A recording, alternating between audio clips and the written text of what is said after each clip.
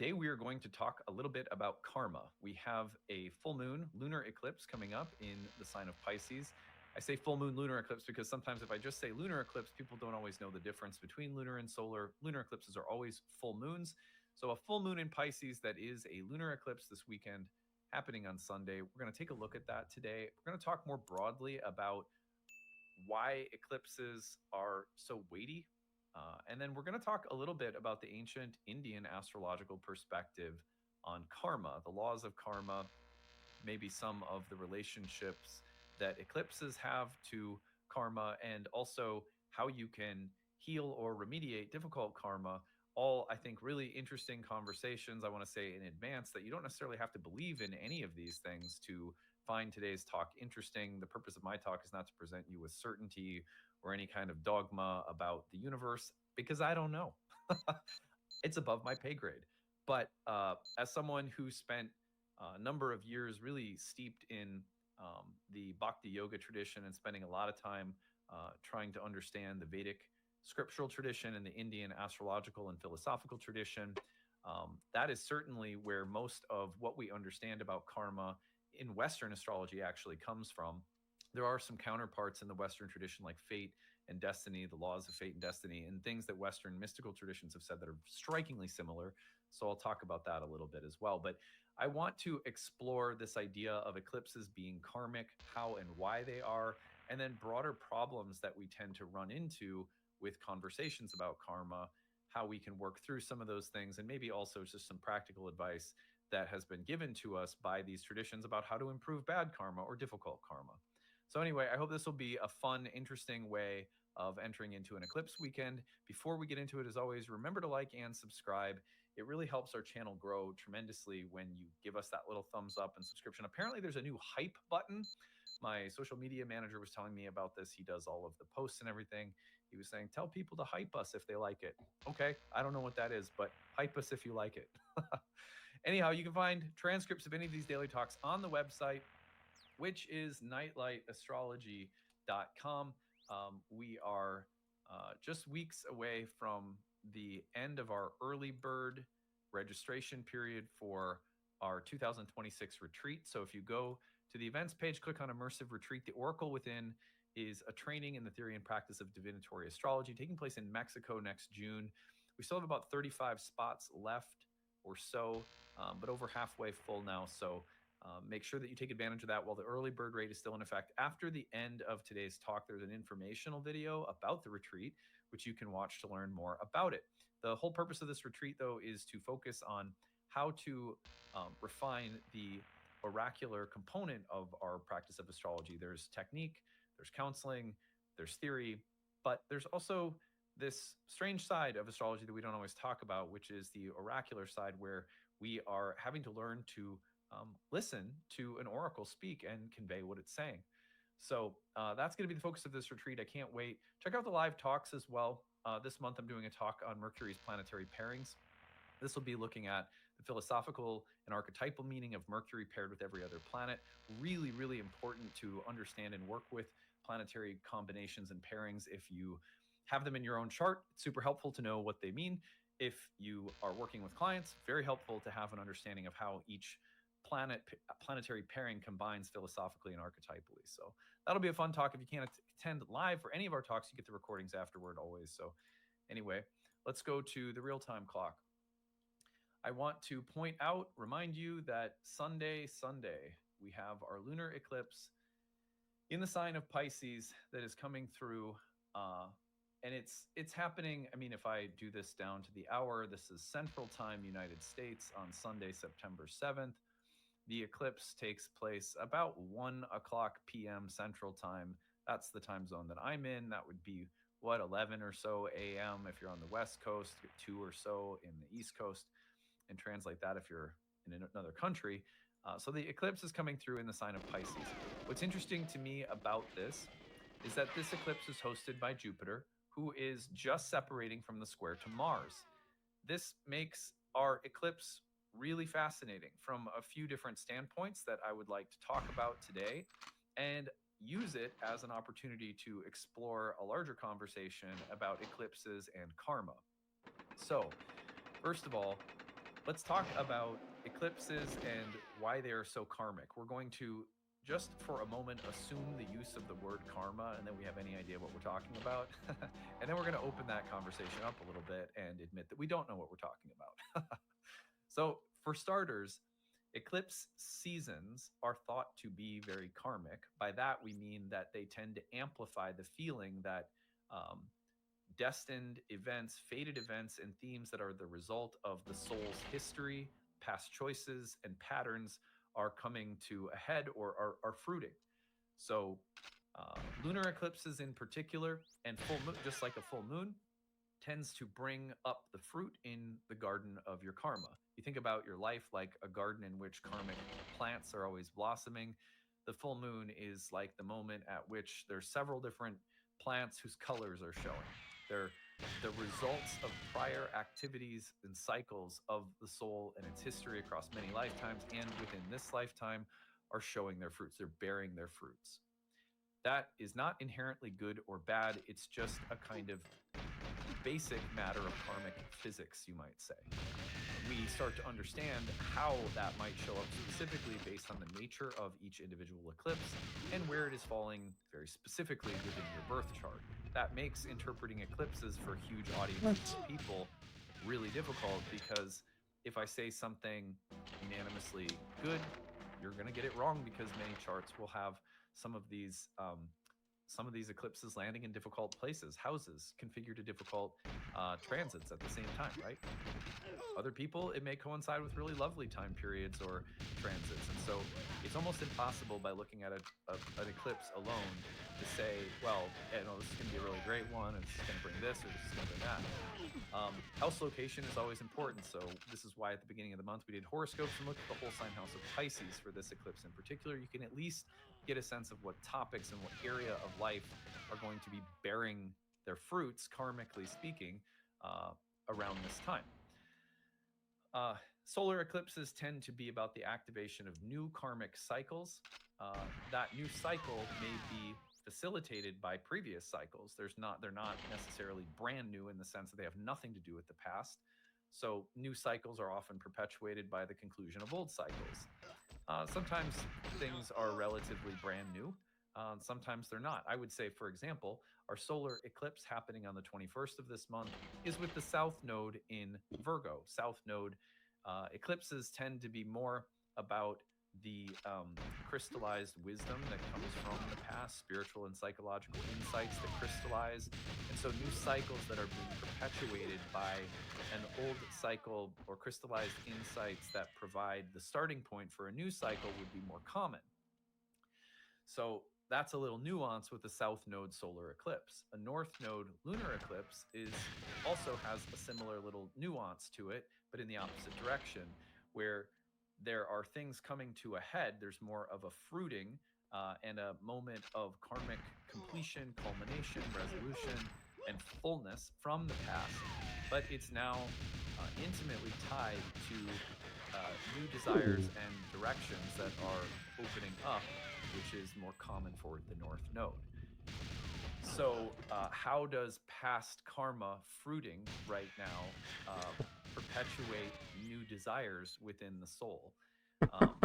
If you have laid the groundwork for things in the past that you are now seeing blossom, it wouldn't be surprising to see this blossom simultaneously open new doors of new avenues of expression, new desires, new pathways. The newness is more like a solar eclipse, but the reason that a lunar eclipse can facilitate it in this sense is because of the North Node. So, for example, let me give you an example that it's a little dark, but it's Yo, King of All, what's up, man? Aren't you in the West Coast? Isn't it like 6 a.m. there, brother? Isn't it like 5:58 in the morning? What's up, King of All? Legend. I think you were like my 4th or 5th follower ever, man. What's up, brother? How are you, man? How are you, homie? But let's just use that as an example. It's a good omen. It's a good omen when King of All is in chat. What's up, man? Feels like the completion of a cycle with a lot of history, a lifetime, right? And it's coming to its completion. She's leaving her body. Did I take away your VIP? Are you not VIP? You should be VIP. What if that Sorry, man. facilitate for you I only have I had to like give my VIP to like my girlfriend and shit, you know. I'm sorry, dude. Clear sense of new desires. I don't know if you're. I can't see on the fucking. Anyways, you're VIP. You're a homie. You're OG homie. Kind of. It's just I'm using it because it kind of is an exaggerated example, but a North Node eclipse. That's a lunar eclipse can be something like that, where there's a release of old karma, but that it also can. It was good, man. It was good. You're a smart guy. You know I'm in China, so you know I had. It's like evening time. You're a smart guy. Fascinating eclipse. Now, what also? So I had a good day. I did a weightlifting stream earlier. Eclipse is hosted by Jupiter, and Toad was there, and Sailor Curse Eternal was there. So the potential for and Mange too. My girlfriend was there. The maternal or it was good. Qualities, nurturance, devotion. Oh, bro, that's amazing. Needs, safety, that's awesome. Your uncle, king of all? No way, bro. That's amazing. Legend. On the other hand, the fact that Jupiter in that's awesome. Uncle, king of all. I'm an uncle too. Debilitated Mars what a champ! What a champion! Could mean that this eclipse also features some. That's cool, man. Thanks for sharing, man. I'm learning more about you.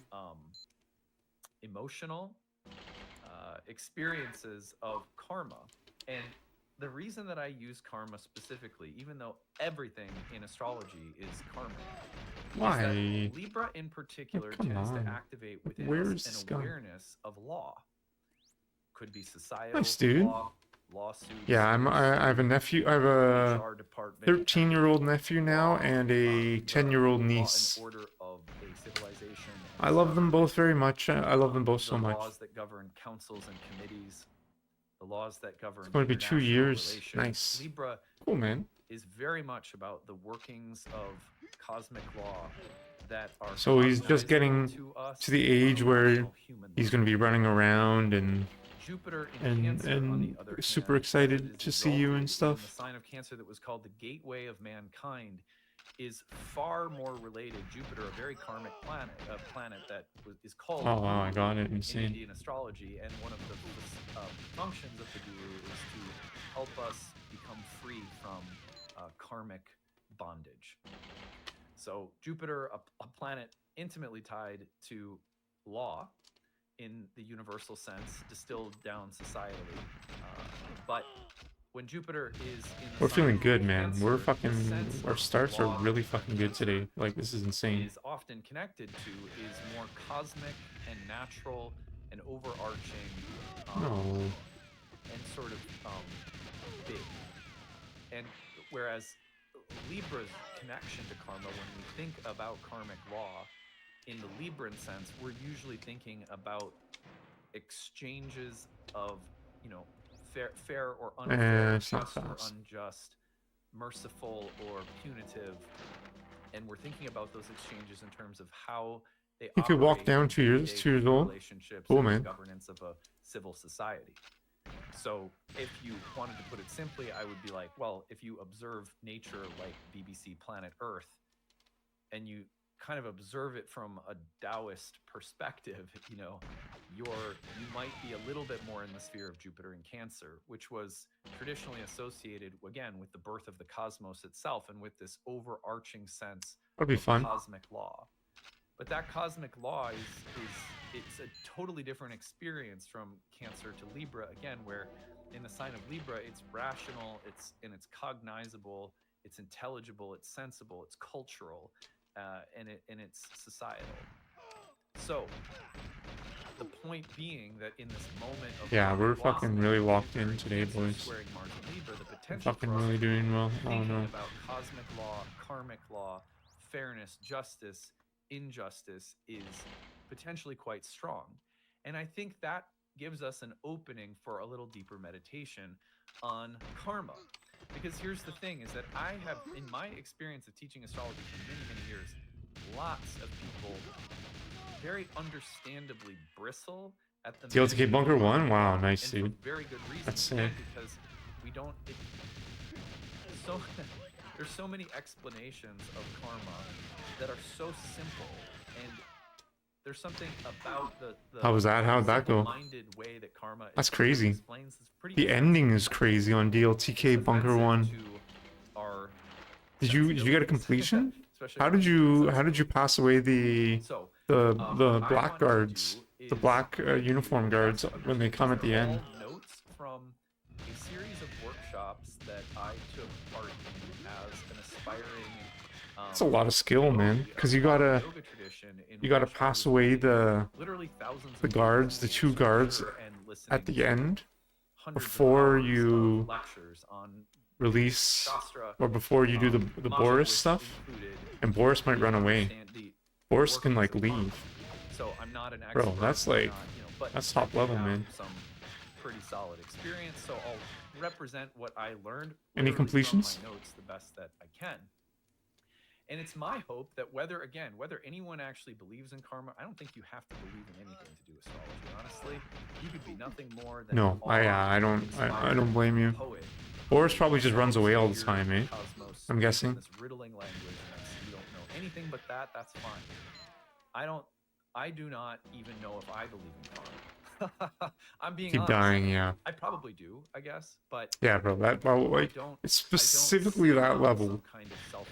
Just because of the unlimited guards and the Boris management. So keep that in mind and access this with a lightness, a curiosity, I hope.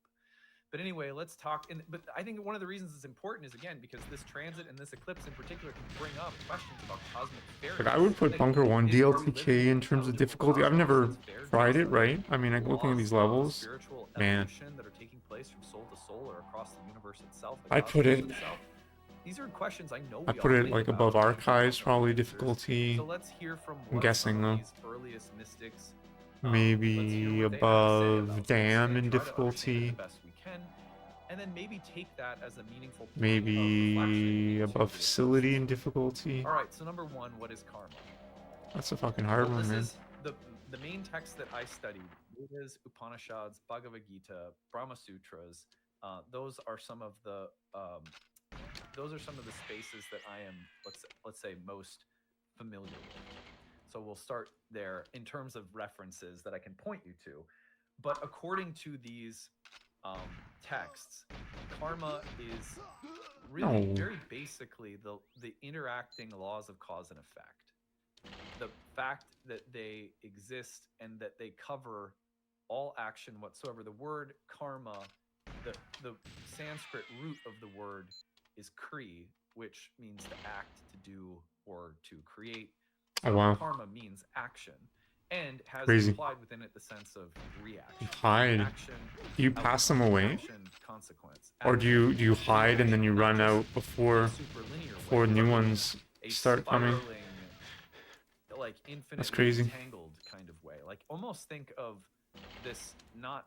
I bet it helps if you think about things like quantum entanglement and karma, because it is being imagined within an interconnected cosmos that is anything but like simple and too linear, right? I don't think I haven't seen a Bunker 1 DLTK run, honestly. I don't think I've ever seen one. I think I saw Irie streaming it, like some attempts a while ago, but I don't think I witnessed the completion. But it is far vaster than questions of morality. It has more to do with almost like the physics of light and dark and opposites that are constantly interacting and balancing and rebalancing and polarizing and unpolarizing and so forth. Oh, and Adrian was a follower since 2020. He was there earlier today. That was crazy. First time chatter. He's been following since 2020. What a fucking legend. Movement that has a kind of intelligible design that's inherent within it. Okay, so that helped. To me, that really helps because, again, as we're just thinking of like, if you do good stuff, you get good stuff. You do bad stuff, you get bad stuff. That's a very small portion of what karma is from the ancient astrological perspective. So there are also types of karma, and the types of karma are samchita, parabdha, and agami. And I may be pronouncing the Sanskrit incorrectly, but What? You know, again, whether you Like, believe in any of this what? or not, the samchita will be the like total accumulation of your karma over many lifetimes, just like all of it. Parabda is that specific allotment or portion that is ripening, speaking of the garden, in your lifetime, which the birth chart has the King of power all to stream would be represent at least really in part. epic. So we have a portion of karma in this lifetime, and the birth chart can reflect a portion of that portion through its symbolism and the activation. Even of like different pointing timing your techniques phone at the TV that show when different portions of the garden and just streaming your that is represented TV. by the chart will manifest. That would be epic. And then agami is the kind of karma that is new karma that's being created by present actions, which will bear fruit in the future. There is also some karma that's very instant, meaning you call your friend with a name and then you turn around and accidentally run into the wall. Open the door. And so some agami Guards karma trying to open the alarm. Hide there. Just hide. Open the door. 2 seconds. Some of it can manifest in 2 days or 2 weeks. Some of it is planting seeds deeper, whose effects and patterns will spread out over many lifetimes and will gradually manifest and deliver their results over many lifetimes. So they have like super fast reaction time though too, right? There's different levels at which these things are planted and ripen and deepen and with the settings solidify and express and burn off as patterns. So some patterns are fast and sparkly, some are deep and long, and that's another way of that the karma is typically talked about. Hell. Karma and transmigration, why does it exist? Why does karma exist? Well, one of the main things that it exists for is as a vehicle for the soul's evolution. In a sense, karma is nothing more than the description of the laws that will provide provide the flow of events by means of which you learn and grow and evolve as a spirit soul. And that somehow reality itself is facilitating the evolution of being itself and of each individual soul, each individual jiva.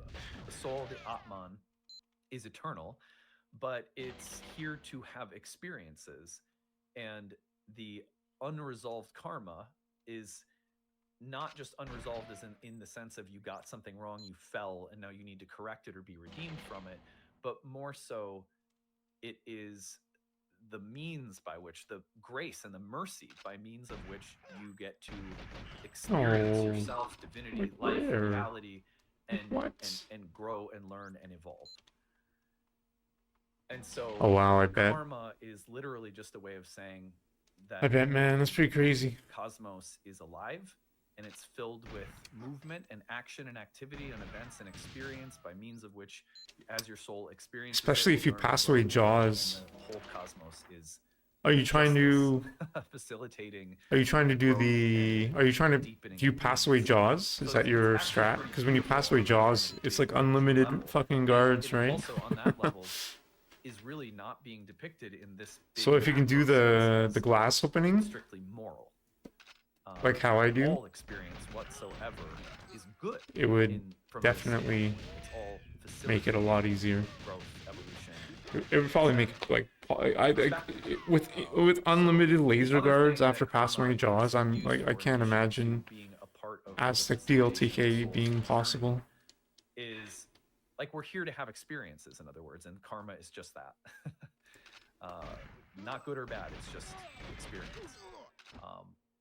And then there's another sense in which karma exists to maintain cosmic order, Rita, which is very close to the Greek counterpart of harmonia, which means that the nature of the cosmos itself is working according to often mysterious laws of cause and effect.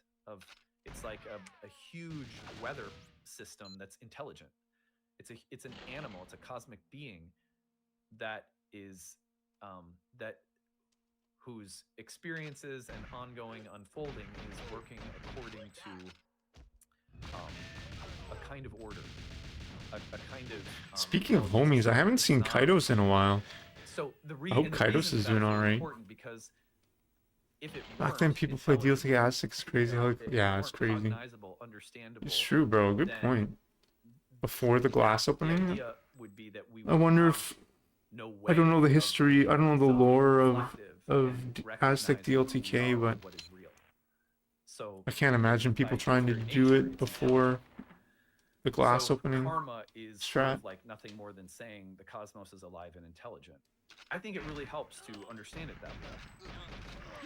Thank So you, anyway, Autowayne. karma is a big part of the transmigration of the soul in terms of just vehicle of experience No. itself. It's also facilitating cosmic law, cosmic order. Oh, Cosmic that's so harmony. terrible. So let's talk about karma and free will. Hold on just a second. Talking about Kratos? No. So, we can talk about Kratos. He's a fucking he's a legend. He's Chad. Broadly speaking, while karma reflects that You want to talk about Kratos, bro? His beard?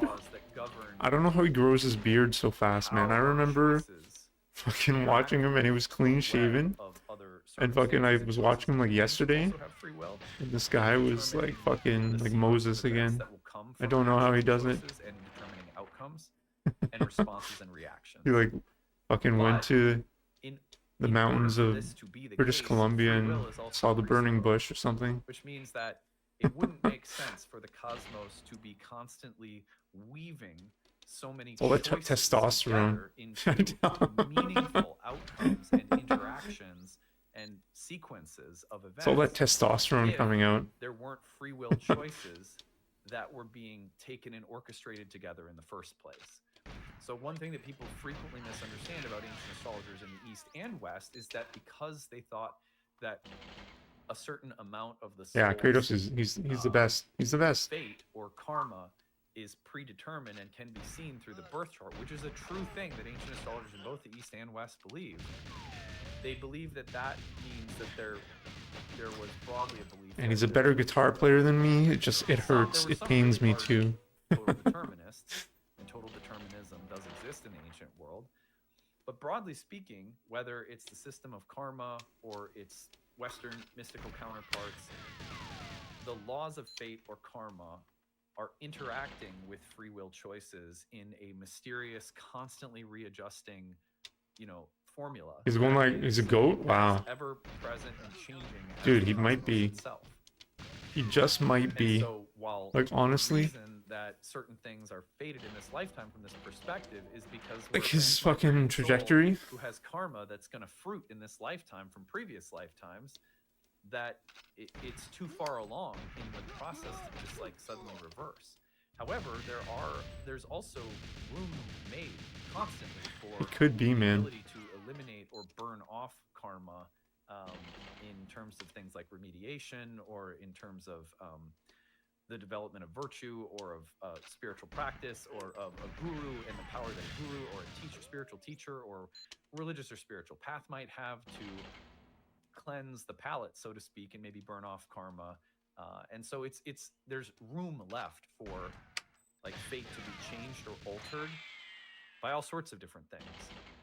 But it's also broadly agreed upon in both traditions. There's been a lot of guys that have been like really fast climbs though. And regularly predict things that can't really be changed or altered on some level. On some level. I was gonna say Tyrannicide, but he's been speedrunning for a long ass time. With it, karma from but like W Zeller and this is fucking just one leg of the journey, and so there's things that we're here to experience in this lifetime that are sort of who else? Destined parts of the lifetime. But how open they are to being changed, how firmly fixed they are, that's pretty mysterious. Thanks, man. The tradition itself. Thanks, brother. It's the Autowayne. It's the Japanese Autowayne. I don't know if you're playing on Japanese King of All, but it's 100% the Japanese Autowayne. It makes it like 1,000 times easier. Huge cosmic orchestra. Thanks, though, bro. Which is also, by the way. But I'm inconsistent, right? My favorite example being from the Bhagavad Gita. Thank you, man. Where Krishna tells Arjuna appreciate that that, the wisest sages clearly understand the laws of karma. Yeah, the Autowayne, the Autowayne is like 1,000 times easier.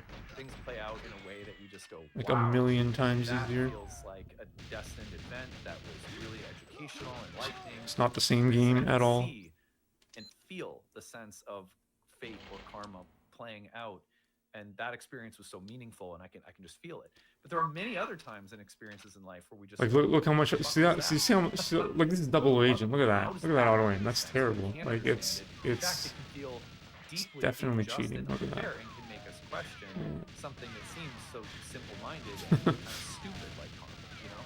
So anyway, and hence why I get that people often really don't like the idea of karma. Makes a lot of sense. Anyway, so this comes but DLTK is cool because there is no auto aim, right? It's karma is more of the mysterious laws that govern and orchestrate the entire cosmos itself, including. I saw when he was in China. Constant up to the second free will choices that are being made. I'm in the same city now as sequences of actions when Speed did a backflip on a building here in Changsha. He did a backflip on the 20th tallest building in the world. So is in Changsha, no, in front of like 20 million people online. Pretty crazy. In this human world is deeply moral, and that's a meaningful part of the human experience, and certainly even almost like examples of morality. Please. Different species too. We're not completely alone in having a moral dimension of our experience, I don't think. But I'm too far back. It's not gonna work. Part of being human that we too far back have to deal with and encounter questions about the right action. What is the right, good, virtuous thing to do? And I'm not here to tell you exactly what that is, because I have to figure that out every single day, making choices as a parent, as a spouse, as an astrologer, as an individual soul who's doing my best to live virtuously without that being a hollow, phony or shallow kind of thing either. A morality that's driven by a simple list of do's and don'ts is not. I do not think that is typically what the sages are talking about when they talk about karma and morality. They're talking about a kind of alignment that is moral. I mean, it tends to be humble. It tends to be selfless, kind, compassionate, forgiving, tolerant, patient, peaceful. So there are hallmark attitudes that we observe in people that are good, right? But it's never as simple as a list of rules, and it's not a simplistic moral, like algebra. I do keyboard. Conduct in relation to karma. I'm a keyboard player. I play like this. Not a guarantee of anything. Like, well, if you act with my things, because middle finger on C up. Is that attachment to outcomes? If I do this, I'll get this. Is still because Dynamics DJ told me to do that. And so acting good for the thought that it will get you good things. Have it on my left leg. It's resting on my left leg. Not acting bad because of the fear that it will give you bad things is only part of the point. And so there's this larger framework in which the morality of karma is taking place that is about this kind of purity of spirit and the sense of alignment that is in some ways bigger than morality itself. Come on. The lightness of a enlightened being is not exactly like a simple moral picture. It's certainly not immoral, but yeah, it's not like oh, this is fast. This is really fucking fast. Come on, please. So like, fuck you. The other thing that's really important is that there's this dance between the laws of karma as they exist in clear social. Come on, reload. And those situations that require a much deeper and less superficial, substantive exploration of what is right in a given moment, what is true or real or authentic in a given moment, which is also considered moral. The kind of honesty and sincerity of selfhood is itself an act of morality. Being honest, simple, pure, without pretension, those are difficult things to find within ourselves at times, because they can't be rooted simply in equations that are clearly spelled out for us in each situation. And these are parts of how we evolve as a spirit soul that are a very complicated level of how karma is thought to be administered every single moment. this makes presence really, really important. That one of the things we see repeated over and over when it comes to remediating difficult karma, which I'll get around to in a second, is presence. Presence is almost like the best place from which to come from the heart and therefore find right aligned actions that are not about attachment to good. Because even attachment to goodness, as opposed to badness, tends to be problematic in Indian philosophy in terms of like how the soul is evolving. That's all really subtle stuff that I think most of us, we can hear this and go like, yeah, I know what this is about, but it's not easy in each situation to find these balancing points. It is, my friend. Well, number 6 is the law of cosmic justice. And so it's really important to understand that in the broader sense, not the Libran sense, but that sort of Jupiter and Cancer sense, that karma is impartial. It is not about rewards and punishments. It is just, it's like the natural intelligence of a flowing river. And so what is really difficult for us is that most of the sages in the Indian tradition, especially those who tie karma to astrology, tell us to be careful about looking at the presence of fated events in life as delivering you good results or bad results because of good or bad past actions. That way of thinking reinforces a kind of morally simplistic delusion about the nature of reality itself. And so that, to me, is one of the reasons why so many people don't like karma. It seems simplistic, and it doesn't acknowledge some of the deeper spaces of existential doubt that we struggle with as beings who have to. What am I trying to do there? That's the world record. 10 minutes of her school. There's a school being crouch glass. It's like, what the hell is that? So perfect ace. You know? If you look at perfect ace, Aztec 133 on Double O Agent, he does the crouch glass opening, trying to stun the guard.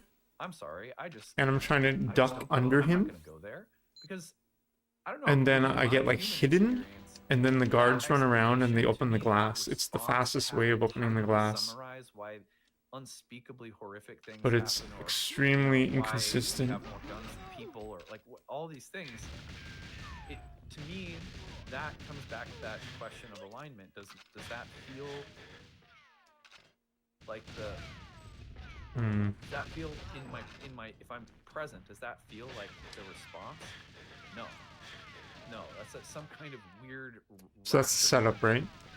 You shoot 3 bullets to pass away the 2 guards, and then you my point is that you try to get the animation where he runs to the glass. Sages within this, broadly speaking, karmic Vedic tradition have said they're not that stupid where they're like, oh, terrible things happen and it's just karma. You know, it's just the impartial laws of a beautiful cosmos that you can't understand playing out, so just accept it and trust God.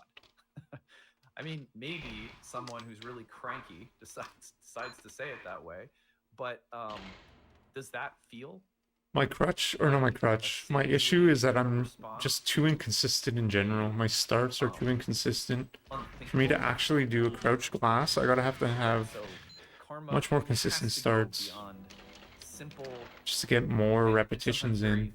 Obvious levels of morality that we deal with. Otherwise, I'm going to be here forever. You have to be able to compartmentalize and say, there's a level in my life on this plane in which this dark, terrible thing that is unjust happens. Well, you know, I like to gamble sometimes, right? And the best way to gamble is just small periods of time. You know what I mean? But I'm going to stay curious and humble in the presence of. So I feel like gambling a bit today. Also used to offer terms of GoldenEye. Explanations and bypass my on the lunar eclipse. Dharmic field of existence, which is here and now, where my soul is meant to evolve by encounters with something that is unjust. Do you see what I mean? So that tension is something that sages tell us we have to hold. Krishna tells Arjuna, you have to hold that tension, not try to resolve it by collapsing into one side or the other. If it would happen, honestly, if you believe in the stars and shit, it would happen like today on this Pisces full moon eclipse. Rifles or whatever, assault rifles. and get the law fixed, then the society will be fixed, and then I'll, I'll achieve moksha from that. That might be a great societal victory, but the thought that that will Garbage deliver picking his eternal ass. happiness is misguided. But so too is the idea that you can just bypass the problems of this world by saying like, oh, well, no, there's always darkness and it plays a role in creation, so whatever.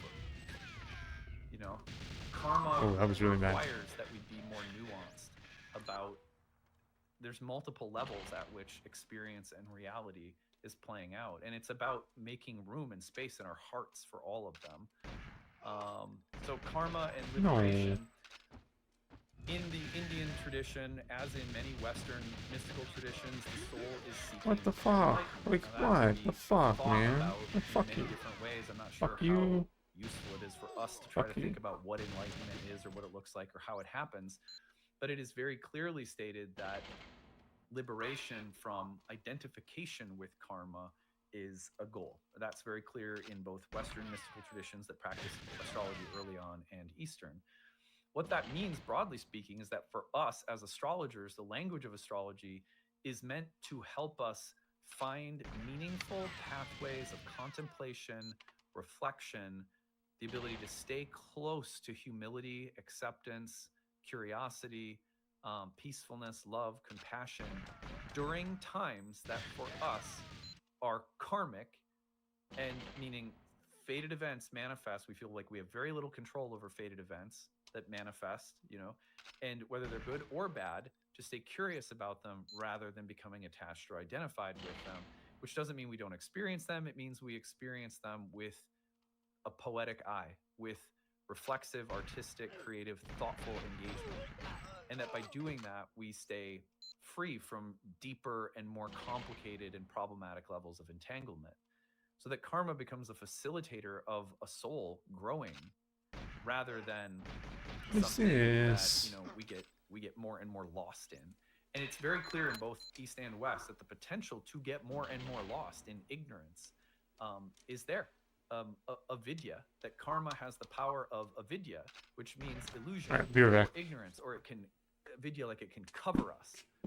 And so we study astrology not so that we can explain why everything happens in some simple framework of karma or morality or fate, or it just had to happen this way. No, it's not that simple. It's not that impatient. It's more about staying engaged in what's unfolding with some broader perspective, but also just a willingness to accept what's happening as it unfolds. That even as we experience pain and suffering, that we allow for those things to exist. I heard someone on it was like an Instagram reel somewhere. They said, "What do you think healing is?" And he said, "Healing is not getting rid of sadness, but it's when sadness or pain has a place in your life that's okay. It's like, this is sad, this is painful, but it's okay that it's sad and painful." I think that when we talk about using astrology to learn to live with karma, it's like that. It doesn't explain it away neatly. It just allows for it to exist. So karma and liberation are not necessarily about, I don't personally think about them as getting out of this body, getting out of this world. I think about it as getting out of ignorance, which to me is when I'm so attached to the fruits of my actions and outcomes as they're happening that I lose humility and interest and curiosity and presence. And it happens to me all the time. But the astrology, boy, does it help. It really, really helps my life in that way, which is why I do it and why I believe in it so deeply.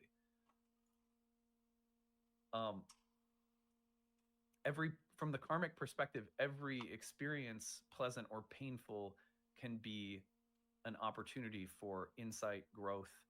The universe is designed to allow for all experiences, not as punishment, not as getting something right or getting something wrong, but as deepening into the nature of our being, which is, from the Vedic standpoint, eternal. It's like, have you ever read Course in Miracles? It's like, what do you have to fear really when the more that your awareness that you're an eternal being sinks in, the easier it is to open ourselves to the flow of reality, which on this bigger level is, again, it goes beyond questions of morality, even while we experience them. Okay, I think we're just about done. We have a hard time with karma because we do not always see the connections between actions, past patterns, and results, so they don't always make sense and they're not always clear to us. We identify with outcomes, we are attached to outcomes, which creates entanglement, which also can skew our sense of what fairness is or shouldn't be. I would say that's the biggest one, because most of the time when we say that's unfair, that's unjust, that shouldn't have happened, from a much broader cosmic perspective, we can't help but operate from the interests of our limited temporary position karmically. And so, that's a real thing that's really, really difficult. Also, there's time lag. Karma doesn't always manifest right away. And so one of the great benefits of astrology is we can study cycles, we can study patterns, we can say, oh, look, this transit was here when you were 17, it's recurring at 35. The ability that astrology has to help us clearly connect timelines and patterns is profound, because that can help us deepen into and trust our experiences more. Karma ripens and expresses itself in many interesting cycles and along very interesting timelines. Astrology can help us see those and therefore trust that their existence is meaningful and okay. But the time lag, the clouding of our sense of what is fair or isn't, our limitation within a human sphere of fairness and justice and injustice, which exists at one level while also being contained in this much bigger level, the veiling power of karma itself because of attachment, these things are very, very difficult for us. Finally, how to remediate karma. People frequently come in and they say, like, you know, what gemstone, what plant, like what, and there are many different remediation pieces of remediation advice that have been given over hundreds and hundreds of years. You know, this plant for this placement in your chart, or this gemstone on this finger this day of the week. I believe outside of any specific remediation traditions, rituals, amulets, gemstones, you know, plant medicine, I believe in all of those. I don't teach any of them because I'm not so steeped in the remediation traditions. My wife, certainly as an herbalist, we will sometimes bring her in, and she has like, what is this? Great pieces of advice for which plants compare. You're the most annoying fucking guy there.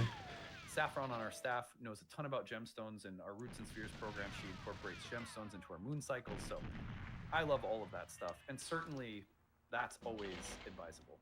However, within the Vedic tradition, there are specific things that can be done, and these can be done by any soul anywhere and are the easiest, fastest way to improve your karma. But they improve your karma not just by delivering more, let's say, pleasurable or desirable outcomes, like, oh, I'll find someone I love, or oh, I'll get more money, or I'll have a better job that I like more, or whatever. I'll feel better about myself, I'll look better, I'll lose weight, you know, all of the things that we want. There's nothing wrong with anything we want, but when we think about remediating difficult karma, one of the things that we don't think about is that within the Vedic tradition, when we talk about remediating karma, we're talking about the state of our consciousness becoming clearer and happier, not necessarily clearing up bad karma, like I don't end up in relationships I like. So in other words, clearing up bad karma has more to do with creating a state of well-being, peace, serenity, happiness, clear consciousness than it does necessarily with getting anything. So on that level, you have to be really careful, because when we think about remediating bad karma, often what we're really saying is, how do I get something I want? And how do I avoid something unpleasurable or something that I don't want? And insofar as we're treating karma as nothing more than like the patterns of what I get that I like or don't like, any remediation we do within that sphere is just continuing to entangle us in karma. Whereas, paradoxically, when we think to myself, I just want to feel clearer, lighter, happier, more peaceful, more content, more loving, more present, and when we prioritize those qualities of consciousness as the source of our happiness, we say, that's what I mean when I say I want to get rid of bad karma, right? Because then what we're really talking about is attachment or identification to karma rather than our true self. And so insofar as we want to feel better and change our consciousness so that we're just happier, more luminous beings, the advice is the same for every soul everywhere for thousands of years within this tradition. It's very similar in the West. First, be authentic, dharma, right action. Live in accordance with good conduct that aligns with a true sense of who you are. In other words, be honest, be sincere, try to be true to who you are inside, psychologically and in the world, but do it also in a way that is kind and ethical in a very basic everyday sense. Be yourself, be a good person. I don't think we even have to explain it that much. When you're being yourself, it's so much. When you're being honest, you're not being pretentious, you're not overcompensating, you're not afraid or anxious all the time. Those are not easy places to get to, by the way. Trust me, I don't think they are. Oh, like what the fuck, think of how simple this advice is. Feel good about yourself, be yourself, and be a decent person. That leads to a change in consciousness that frees you from karma. It doesn't free you from experiencing karma while you're incarnate, but it frees you from the attachment that creates the pain and suffering. That's the advice. Take it or leave it. I mean, again, I'm just presenting this because I thought it would be an interesting angle for a talk today.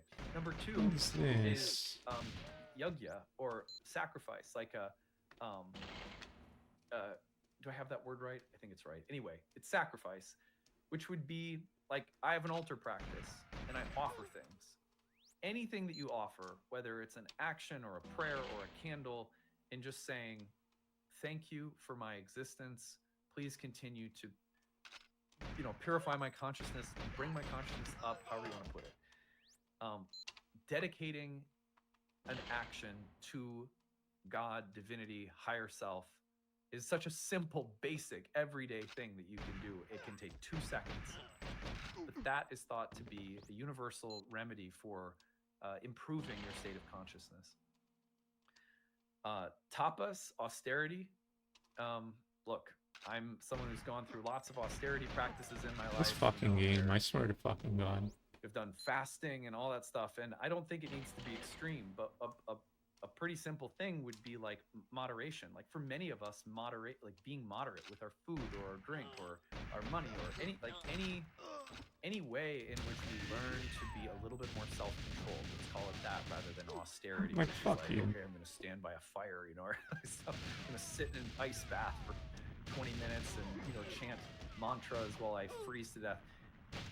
Clearly, there's a whole tradition of austerity, right, that can be very purifying. And I'll say, as someone who's done plant diets in the Amazon, I've been in a sweat lodge ceremony with a Native American teacher, and those are wonderful. Doesn't have to be so extreme. It can just be, how do I practice self-control? Another one is bhakti, which is devotion. This is my favorite. Love, tenderness, devotion to the things and people that you love. Plants, could be your animals, could be your altar, it could be your students, it could be an astrologer like myself, it could be your YouTube channel, and the love and care that you pour into it that comes from your heart fire. Come on. Fuck you. Love into things and people in the world around you, it purifies your consciousness. That's bhakti.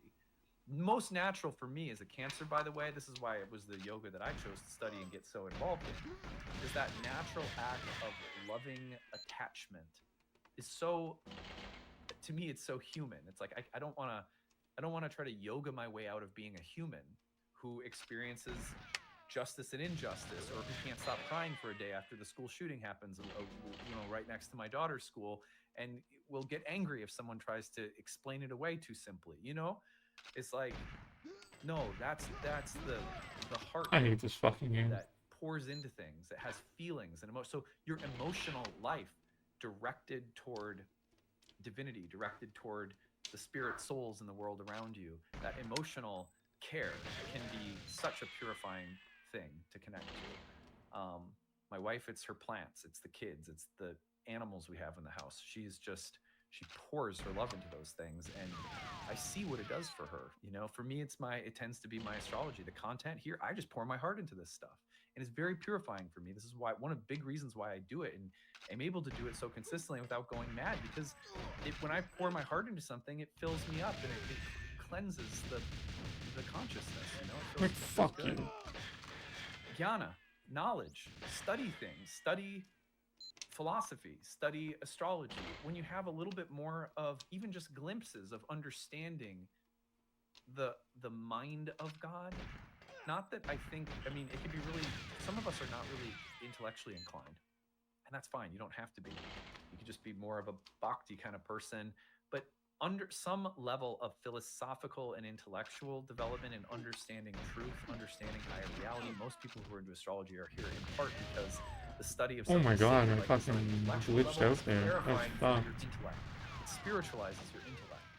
Look, better that was than really like getting fucked. stuck in a bunch of I don't know, endless mental chatter, which would happen for me for sure. And then finally, it's service and charity, which is seva. Just selfless acts rather than selfish acts. You can think about that in a million different ways. A selfless act may also be directed toward yourself, like self-care and self-love, I think, for sure. The point is that we sometimes go, well, what do I need to do for my Mercury? What do I need to do for my Venus? Or what do I do for my Sun? Or, you know, like, what can I do about that Saturn opposition? It's like, it's really, really simple. You know, take care of your body, sleep right, eat good food, love people and love things. Practice a little bit of self-control. Be thoughtful about be moderate. Do some acts of loving sacrifice and devotion. Learn things that are spiritual. Try to be yourself and be a decent person. If you are actively doing all of these things, the thought is that it changes your consciousness. And the way that remediates karma is it frees you from being so attached to the difficult things or the good things, which doesn't mean you don't get to experience them, learn from them, enjoy them even. It means that they don't become the source of further and further entanglement and pain and suffering. It's like there's enough suffering. So why get more and more entangled by it?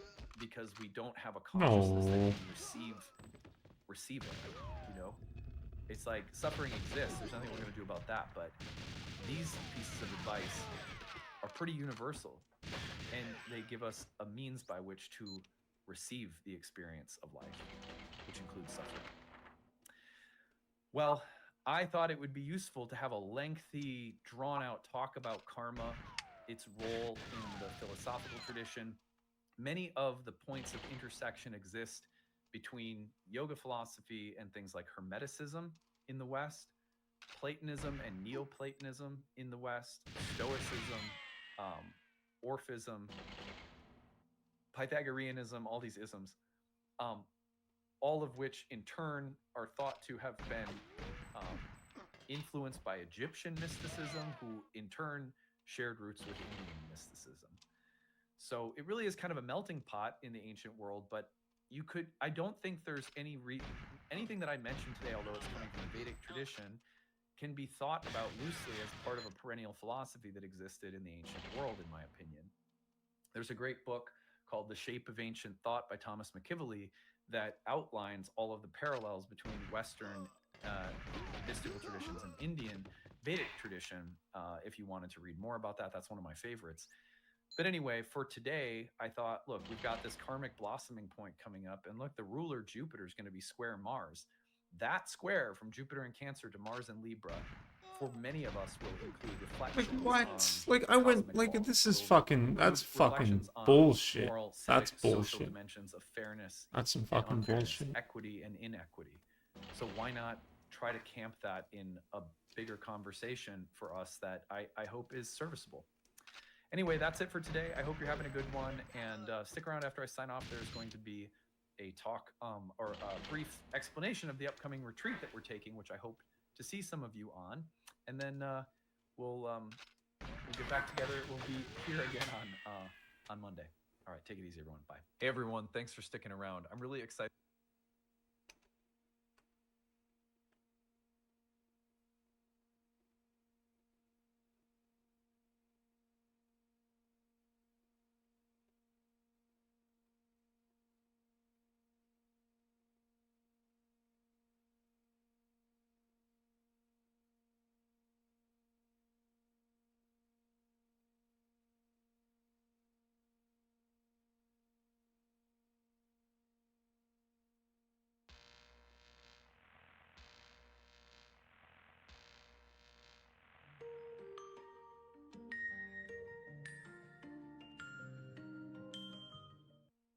Hello, everybody. Welcome to the weekend edition of Nightlight Astrology. I'm Alex Amorosi here with Alexandra Blair and Whitney Krantz, and we are going to go over, I think, somewhat of a more fun topic today. We're going to talk about Jupiter, which we have not talked about in a very long time, but we're going to make a whole episode today based on Jupiter's moving through Cancer over the next year and how is sort of stitching together a part of the zodiac that has been deeply affected by Mars in the beginning of the year.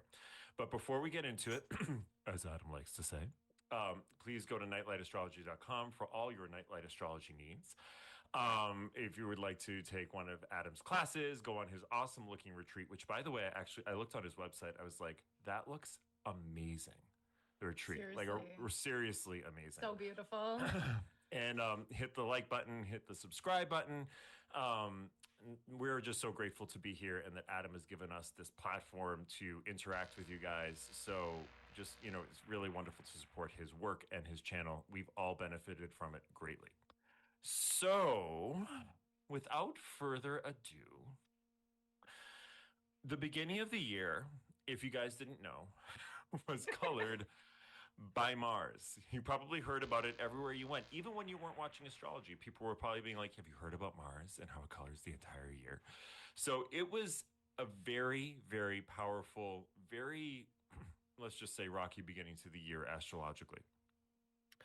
What has just happened in the middle of this week that we're recording, so this is in the last week of August, was Jupiter has now moved officially into the degrees on which Mars was doing its retrograde. This, I think, is going to feel really, really nice. So let me just draw up the chart here. We'll take a look. So Mars is retrograde. Now, again, you guys have probably heard tons about Mars. You've gone over it. We're not going to go over the whole path and take you all the way back through the beginning of the year. Just show you that Mars's path of retrograde was from 17 degrees of Cancer up through 6 degrees of Leo. Jupiter moved on to 17 Cancer last Wednesday and is now going to be traversing this part of the zodiac from now up through the end of next July, so July 31st of 2026. I'm thinking about this, and I'd love to get your thoughts on this, you guys, as something that looks very hopeful from a sort of technical astrology point of view. Mars was kind of tearing into the fabric of this part of Cancer over the course of the very end of 2024 and all the way basically up through the beginning of 2025. Jupiter comes in and does the exact opposite. So when what Mars was cutting apart, or Mars was making feel more unsafe, or Mars was making feel kind of like dramatic, or even kind of like poking and prodding at a very sensitive part of the zodiac, Jupiter comes in with this very cohesive energy that feels like it's starting to sew things back together. And Jupiter also, in addition to that point, is going to really start to take over a much more powerful role here at the end of the year. You can see today on September 1st when we're recording, Jupiter is now responsible for Saturn for the next 4 months. Saturn's moved back into Pisces. Neptune will join Saturn in October. Jupiter is also in a superior aspect. So whenever you're looking, for those of you that are studying astrology, whenever you're looking at a chart, the planet to the right has the superior aspects of the planets to the left. It's exerting its influence on the planets to the left. So basically, all the inner planets are going to be under a superior influence from Jupiter from the rest of the year as they move through Libra, as they move through Scorpio, and then when they move into Sagittarius, they'll be under Jupiter's rulership. Saturn and Neptune are under Jupiter's rulership. The moral of the story is Jupiter takes on a much more expansive and much more powerful role as we move into October, Sorry about November, that. and December. Does that mean everything's perfect all of a sudden? No. But it does, I think, provide a much more buoyant feeling and a pretty healing feeling, especially considering going over Mars's path. What do you guys think? Yeah, definitely. I think it's important to note that that feeling of buoyancy and support is echoed as particularly the planets go through Scorpio, late Scorpio. It's like Mars, Mercury, the Sun, Venus. Mercury actually does even a retrograde from early Sagittarius back to late Scorpio. And so there is a series of like water trines where Jupiter is trining that stuff in Scorpio. The stuff in Scorpio is trining Saturn in Pisces, then Neptune in Pisces. It starts in mid October and it goes all the way kind of through mid December. So I feel like that buoyancy and that support from the exalted Jupiter is honestly pretty sweet. I totally agree with you, Alex. I think that it's very different than what was happening with Mars in Cancer, which felt inflammatory, particularly in the body. Like I heard from a lot of clients and friends about so much inflammation and physical, just like stress in the body in Cancer. Um, I think that's actually interesting. You pointed out that Mars, started retrograding at 6 Leo, which Mars had that weird inflammatory, aggressive stuff going on in Leo too, even though it's kind of happy in Leo, but we had those two Pluto oppositions across Leo and Aquarius as well. So what Mars did this year, very unique. I keep calling that, like in Peaky Blinders, like the bleak midwinter. That's how I'm thinking about what that was. And now, one thing I just wanted to comment on, in addition to all of that, is that I think what I've been hearing from a lot of friends and clients is some disgruntledness about Jupiter. Like, I think people are not sure about their relationship with Jupiter. And Jupiter is one of those planets that is not always kind, sunshine, daisies, sweetness, and beauty. Like, especially around that Venus Jupiter conjunction, I was just hearing from so many people, hey, nothing incredible happened to me. Why did every astrologer say something incredible was going to happen to me? And so, your point about coalescing, though, I think is really brilliant, Alex, because even if it's not that Jupiter comes in and you just get lucky and you get money and you get support coming out of the woodwork, it's like what Mars was doing was like this chaotic, boundless, inflammatory thing that was sort of like making our vision wavy. Whereas Jupiter, maybe it's not bringing in that abundance that we like to think of for Jupiter, but it is coalescing and it is making our problems and what's going on in our life Yo, more Toady, what's visible up? It was almost as offensive that as the time you let out the trombone. I feel like that's been a major Sorry, feature man. of Jupiter in Sorry, Cancer man. so far. What are you thinking? Yo, what up, Toad? Fucking, you're up early. Literally took the notes right from my. Damn, bro, you're up early, man. Here because I this year have also. I think we've all experienced. Well, I won't say us all, but I think many of us have experienced sort of that little Jupiterian letdown, maybe, that Alexandra you were mentioning, right? Like we expect this big, beautiful disco ball of glittering wonder, and here we are. Really, Jupiter is almost like presenting a magnifying glass in this area, right? We're also fairly early in this Jupiter journey. In November, Jupiter is going to station retrograde, right? Still in Cancer and still going through the Every hour, yo, those sleeping pills really give me deep sleep. Every hour counts. Wow. Man, you're up early, man. Bro, I appreciate you for being here. Fucking, you were watching my stream at like 2:30 last night a.m.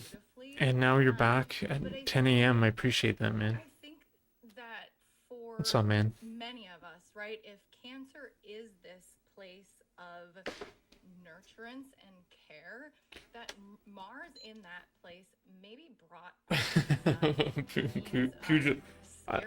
I learned so much streaming. My vocabulary has increased significantly. I've learned more streaming over the past 5 years than like I have not streaming.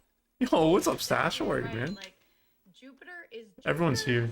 What's up, brothers? And healing that work right now, or like right now on Everyone's waking up on a lazy Sunday morning. When the world is listening to it, to this, or is Jupiter magnifying more than anything? Like, I think what we're looking at, because it's Jupiter, is through this lens of optimism, right? But we know we have to do the work first, right? 2:30, yeah, man. This is magnifying this. Well, I mean, it was 2:30 p.m. here, right? But it was 2:30 a.m. in the east of Canada, Eastern time. I really love these points, you guys, because I feel like, you know, when you hear, especially when you study a lot. So I'm going all out right now for like, today, streaming GoldenEye, because this week is going to be pretty busy. If they don't have Jupiter and Sagittarius, they're like, my life is screwed if I don't have Jupiter and Sagittarius, because that's the strongest Jupiter or whatever. And I will assure you, I've seen plenty of charts with Jupiter and Sagittarius with some pretty tough stuff that has happened to people. Oh, good here, nice man. Mean subjectively amazing experiences, but it does often mean more order, trying to making sense of things, tying things together. It can also, I think it can also lead to please. Jupiter's entrance into Cancer was deeply colored by the square to Saturn in Aries. And there's something to me about that too. It was just occurring to me this morning as I was thinking about, you know, recording this with you guys, of how I think the gains that we have with Jupiter this year are equal to or proportional to the things that we're willing to lose or let go of with Saturn. Bro, I'm moving to Qingdao. Sort of seesaw relationship there that I was kind of seeing in my mind intuitively of like, found a job in Qingdao, baby. To the limit of something, and just like the Chinese Miami, bringing you, you know, the gift bag all the time, or at least not the Chinese San Francisco. Saturn isn't always taking the gift bag away. Sometimes Saturn is showing the limit. The Chinese Myrtle Beach. Its end. This has to end in order for this new, coherent, more orderly beginning to start. And also, yeah, man. So I'm moving there as soon as possible. Cancer also breaks down for me into a general feeling of feeling unsafe in places that should feel safe, feeling on edge in places you shouldn't have to feel on edge. I think that's one of the reasons, you know, we were associated with tough stuff that's happened in families or in childhood. There's certain places where you would hope that you would have the support and nurturance that you would need, but sometimes and often we don't get. And Jupiter, to me, is a little bit of that, at least either making sense of those experiences, whether they are actual experiences or, like you were saying, Alexandra, like something in the body that was inflamed that you begin to understand it more now or make sense of it more, or an actual trauma or something that had come up or was brought to the surface around that time. One of the most important aspects of that healing is making meaning and making it's good though, man. We are doing a lot of heavy bag punching to help that happen. And I wonder if a lot of heavy bag work. Toad was giving me tips last night what to do with the heavy bag. Externally perfect all of a sudden, but like I'm beginning to make sense of, or meaning of, or understanding of something that had come up at the beginning of the year. But those are just some things that are coming up around that for me too. I guess Toad is getting ready for his epic triathlon today. Pretty much all my planet work, I love talking about Mars. Mars is the type of planet that is an affliction, especially if you don't give Mars an outlet in your life. If you have a healthy outlet for your Mars, Mars is not happening to you. It's part of what you're doing in the world. But Mars in an unhappy, like, bouncing around in Cancer, I think at the time on our monthly overview, Whitney, we talked about it. We were like, it's like getting a shipment of pillows, but there's like a knife somewhere in the box of pillows. You're just like, ooh, I don't want that, you know? And it feels like an affliction. It doesn't always feel like there's some causality. It doesn't always feel like there's a reason for things that are happening to you. And sometimes bad things happen to good people when a planet like Mars is in a place like Cancer. That doesn't mean that the same can't be true for Jupiter, but Jupiter feels like if we as astrologers see that Jupiter is in play, you can almost always say like, hey, there's something happening for the greater good. There's some faith here. There's some tie here. This isn't just madness happening for madness sake. If somebody tells me, you know, something really difficult happened to them and Mars is at play, sometimes it it's just straight up an affliction that's happening to you. Something else I was thinking about that Mars in Cancer time was that it had this quality of like feral, like clawing, trying to Yeah. Oh, for sure. claw our way into joy. Like this winter, I kept hearing this word desiccated from people, like we're just so dehydrated and hopeless feeling during that. I would say so. Especially that full moon Yes. in Cancer that happened. Good. Let's say like January 13th or 15th. Might have been 13 or 15 degrees though, but that was the peak. That was when that Mars retrograde was. Yeah, but like I'm, you know, I believe in astrology, so there was just this feral sense of like fighting your way back. I think or like fighting for hope. the and days. Now I feel like there is also something quite. Oh, what? How did I not have enough ammo? About Jupiter and Cancer. Like I think that days are ruled by different For me, I think planets about, like, Zeus and the mood. as being this like wild animal. So like sometimes literally a wild animal. they say like Sunday is ruled by the sun, and the power and being a and it's like lightning, Leo's day. very empowered. Monday is ruled by the moon. It's like a Cancer day. The sign Cancer. Why Mondays are like really emotional, really heavy, really. Just as potent. I don't think it's because it's the start of the work week, but I think it's more an astrological reason why people start working on Monday.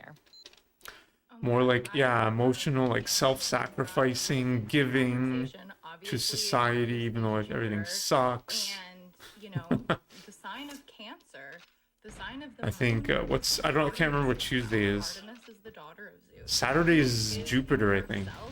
Saturday is like Jupiter's big picture stardom. Right? And so you know? There's something to that energy. It's like when Zeus It's quite the emote. get together, it's like That looks like me. It's like lightning, right? And I really appreciate Twitch is dropping the popular because the license. Oh, really? what Mars was Wow. doing there in Cancer and the desiccation of it, right? Because Twitch sucks. this chart I have with Mars moving through Cancer, it was like Yo, Eurochopper, what's up, man? Like What's up, brother? a tear in the dam, like it was like How are you, man? water leaking out, right? I was lurking in your RTA stream. The ground then is just soaked dry because the dam has been burst. So yeah, right? Saturday is ruled by Jupiter. Jupiter's about like stardom and the big picture and just being a star, right? Like a superstar. So that's why like all like the big shows, the big events are on Saturday, Saturday Night Live. That is that like mending the dam, being Going back to work. to contain maybe a well Cool, man. of emotions or the feeling Make that of money. loss that we had while Mars was in Cancer. These guys are busy, but even I gotta say, afternoon helicopter, Right? you're We're up, stay like, safe we're out there. putting Blessings upon you, young toady. all back together, and I Oh, on think RTA. Oh, I get it, I hear you. that Saturn and Neptune are such a Are you part of streaming this. right now? I mentioned it earlier, but when Saturn retrogrades I appreciate you. in the middle of November, that's happening in an exact trine with Come Saturn on, and shoot the Neptune, and man. it's part Shoot of the man. What we talked about earlier, these massive water trines that start occurring in Sorry. mid-October, and it just makes for like a beautiful sense of creativity. So yeah, like of what we're Sagittarius, able to their day is Saturday. Saturday's their big day. I love that. It's their because day of it's like, stardom, their day of the you know, big the water picture. trines. So if we're setting this That's why up everyone here, feels this good is on a October Saturday. 22nd, you can see Jupiter Again, I don't think it's conjoining Mars and because Mercury will, in, it's Scorpio, and the they first will day be of the trining weekend. Saturn. I mean, it might be, but I think the first day of the Very weekend widely, Neptune and is Pisces, like that forming this beautiful because grand water triangle. Jupiter rules And I think like creativity is so Saturday. interesting to bring up, Whitney, because also it's like You know what I mean? emotional creativity, which we would To have call fun, day to have fun, this go out. realm of feeling and emotion often is sometimes the only way to express something. In other words, like, you know, we've talked a lot in the last few episodes about Mercury and analyzation and thought. And Oh, Wednesday is you know, ruled just by all those things that are sort of the function of the what's it called? psychological rational mind. Mercury. We're getting into territory in the fall where So, things are like, expressed more in communication and more work. in art. More There's always a music. lot of There's certain things like information I remember going when I down was on starting, Wednesdays. composition classes in college, classical music composition classes. And There Gemini were certain things at really that point in my benefits life on I could Wednesdays only because Gemini is express ruled by musically. Mercury also. I didn't have the Just vocabulary. a I lot of didn't have the constant emotional communication. maturity yet to express, especially That's the why Wednesdays darker are the best to have and the like stuff that business was really kind of running meetings under the surface. or And I weekly feel like work one meetings. of we Maybe make sign a sense of contract things on a in lot of Wednesday. ways. And with these grand water trines, they're going to start to arise over the course of October. I can't remember what Tuesday, There feels to Thursday, me an Friday are though. opportunity. Like the shadow of that Mars retrograde is long, but it also brought up things that may not have been able to be necessarily analytically or cognitively understood. It may require some level of like some kind of art therapy, whether it's actual art therapy or it's just doing art for yourself, or it's some kind of creativity that flows more from Come on, the man. space of it just feels right to express this. This color just feels right. This note just feels right. Even just writing this poem feels right. I don't know where it's coming from. That's the feeling I get with these grand water trines, and particularly with Jupiter sort of heading them up in a lot of ways, making sense. We're getting worse, boys. We're getting Will worse. be trining Mars, and Mars in one of its home signs, in Scorpio at that point. And there's something to me there about over this fall into December, like Fuck this you. continual handoff between from Mars to Jupiter, and this feels like a significant moment of that. But it's coming from a place that's much less, much more conceptual and a little less specific. Yeah, it's definitely more intuitive than intellectual, which is interesting because these water trines, of course, follow those air trines. And to some extent, that air trine situations can be active for quite some time. And we're coming up on the period this year where Pluto and Uranus are the closest they get. So yeah, Sunday's ruled by the sun.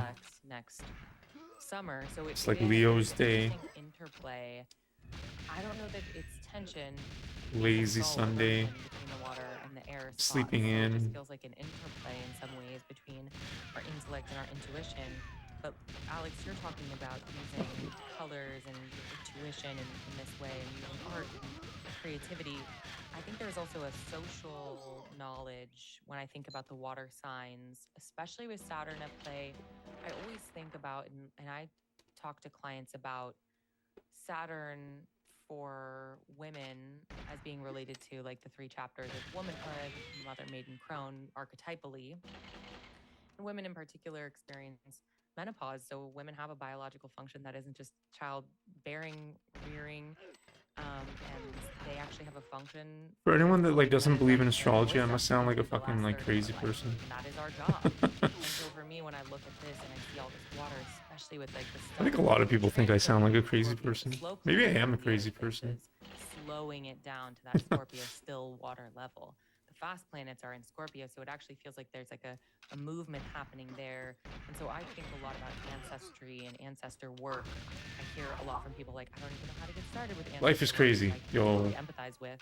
Like, how did I, like, bro, I had no like, bro, sense of how I was connected to anyone like, before bro, further back to my grandma. how's that I have even one possible? grandma, you know? And that's actually just how I started. I just put up a picture of my grandma, and she loves Diet Coke. So Life is crazy. We live in it. Yeah. And like that's how I started. And now life is really weird, man. Life is fucking weird and crazy. So I'm kind of thinking of that too. Humans are fucking weird as shit. That wisdom, particularly it's like a feminine, watery wisdom in this archetypal way. Again, not necessarily in an explicitly gendered way. On a fucking ball. I think that's really in space. Coming up here for me too. The fucking sun. That's beautiful, and I love how you. That's crazy. Speak to our ancestral lineages with this. I think that right now, in a time of so much change, I mean, progress, of course, we can see the progress that is happening in the world right now, like this, right? Mm-hmm. But at a time when we are looking into the future and seeing all of our infinite possibilities, it's so beautiful when we can tap into that wisdom and ground ourselves back into those practices. Like, I just I love that you Please, bring it was that so up. It makes me laggy. smile because it's something that I didn't plan to discuss at all. But like, there's a reason why when I talk about my gods, I say Fucking my sucks. personal This pantheon fucking because everything just who sucks. sits in my personal pantheon? My grandmother, my great grandmother, and I think about the experiences that these people went through in their lives, and I mean, I won't go into it here, but there's some crap in the past, the things that were done to women who did not follow the normal path, right? We all are aware of this, and I think that as we look forward, Jupiter in this situation, in this watery trine, is helping us move into it with that sense of past that we take into our hopes and our dreams and our trust and our belief, right? It helps us integrate and reconcile all the lessons that we've been learning. No. Because, No. Cancer is so much a sign of ancestry and family. What? And the importance, and often the importance of that, or something that happened within, if there's an affliction to the sign, then there's something within that disrupted it or made it, difficult in some way, great or small. And I think that I just love where you guys are going with this, because I feel like there's such a tendency sometimes, I think, to be very linear forward about healing. Like, I'm going from this place where I am to this place in the future where I will be healed, and not realizing, like, one of my energy work teachers years ago would teach me, she taught me so much, it like blew my mind. She's like, healing is really multi-directional. It's something that goes forward and backward in time and also radiates out into the now. And I think that there's something powerful here about being able to express oneself in ways one might not have been able to, or your ancestors may not have been able to. That I think, in ancestral healing, sometimes you're healing aspects of yourself that have been influenced by ancestors that could not do or could not be in a position to heal or work through or have the means to do that, what you can right now. But there's something that you honor in them when you do that, when you do that kind of healing yourself. There's something, if you're able to, that it radiates in a lot of directions. And I think that you could see that maybe as a little bit of a stretch, but you could see that as part of Jupiter too, that Jupiter expands that, Jupiter radiates that, Jupiter exudes. What Saturn pulls into itself, Jupiter exudes. And I'm wondering too what you guys think as we get later into the year, we get up into mid-December, there will be a period of time, just a few days, where Jupiter is then hosting all of the inner planets. So Mercury, Venus, the Sun, and Mars, all in Sagittarius, and in Jupiter's home sign of Sagittarius. That'll be for a couple days around from like December 11th up to probably about December 16th. But there will be a period of time where all of those planets are moving through Sagittarius, hosted by Jupiter. And I really, it makes me think of this idea of the beliefs and the stories that we tell and that we're told. And sometimes they're consciously told through family and ancestry, and sometimes they're unspoken. And when you're doing energy work with ancestry, a lot of times you'll discover that there were sort of unspoken beliefs, unspoken rules, or unspoken philosophies that were handed through the family, or a specific side of the family, or a specific gender of the family, that haven't actually come to light. And when you bring them to light and you see them, you see how they've had effect on you and people, in your past, there's an opportunity to change or rewrite the script in some way. And I'm wondering, not just on these few days happening in December, but I think Jupiter having now basically all the planets, except for the Moon and Uranus and Pluto, under its sort of rulership for these days, there's an opportunity of kind of rewriting something or re-understanding something. Wow. Like, fuck you. Like, fuck you. Ancestry and family, that sort of thing. Definitely. Alex, I think you tied something together that Whitney was talking about too. Like, Whitney, you were talking about zooming in, and that is the most. I need to shoot more. I need to lure that guy more. Astrologically of Jupiter that we can rely on. Like, you know, you can't always say good with Jupiter. You can't always say this. You can always say it's going to make something bigger. Every time you see a Jupiter transit, whatever it's touching is going to be bigger. And if that's tough in your chart, it's going to be big tough. And if it's great in your chart, it's going to be big great. And that is like the personal natal work everybody needs to do. Like, do you have a night chart? Jupiter might be a little more challenging, and, you know, look into that stuff. But you also touched on something really interesting when you talk about clearing out family karma or ancestral stuff. Like, it sounds so good when you say it like that. What? I'm going to clear out my family's karma. Like, we never think of the work of that. We never think of the crisis Jeez. and the drudgery and the reckonings and the dark, dark, dark nights wading through that stuff that is required. We just think like, yeah, I want to clear out my family's karma. And that is why people struggle with Jupiter, where you think, yeah, I want to have more faith. I want to have more connection to the gods. I want to have more spiritual awakenings. And you don't think about all the like sweaty, crazy nights where you're just like having terrifying dreams and having those crises that lead to that stuff. And I think that's really important. And your question about the Sagittarius period, I just love that. I always think about babies that are going to be born around that time. I'm like, I actually think that aversion between Sagittarius and Cancer might be helpful because, you know, too much, like, too jovial becomes a jovial person, but that would be like a person armed with jovial weapons, you know, like pointed directly at their family's karmic history. It's like actually like a helpful aversion, I think. Oh my God, I love that. It's funny because when you pulled this up, I was like, now that is a solar return. Whose birthday is this? And then I looked at December 12th. I was like, oh, that's one of my ex's birthdays. Oh, nice. No, well, we'll be tying up some karma with that, Whitney. Nope, that is firmly in the past. Yeah. Not so nice. But what you're showing here actually is reoccurring throughout all of these deep winter signs over the next few months. Like December through February, it's wild. All of these planets, I mean, we know they follow the sun, but this alignment continues where we have these stelliums recurring in Sagittarius, Capricorn, Aquarius, Pisces, right? And isn't it interesting when we look at the rulers of those signs that we are focusing so much both Jupiterian and Saturnian energy in those houses of our charts, and it really describes what is all happening here with these sort of new formations that we are working through, you know, whether healing old wounds, right, and growing in the right direction. It's all this work of Jupiter and Saturn, who, hey, are still over there engaged in a trine. So it's working.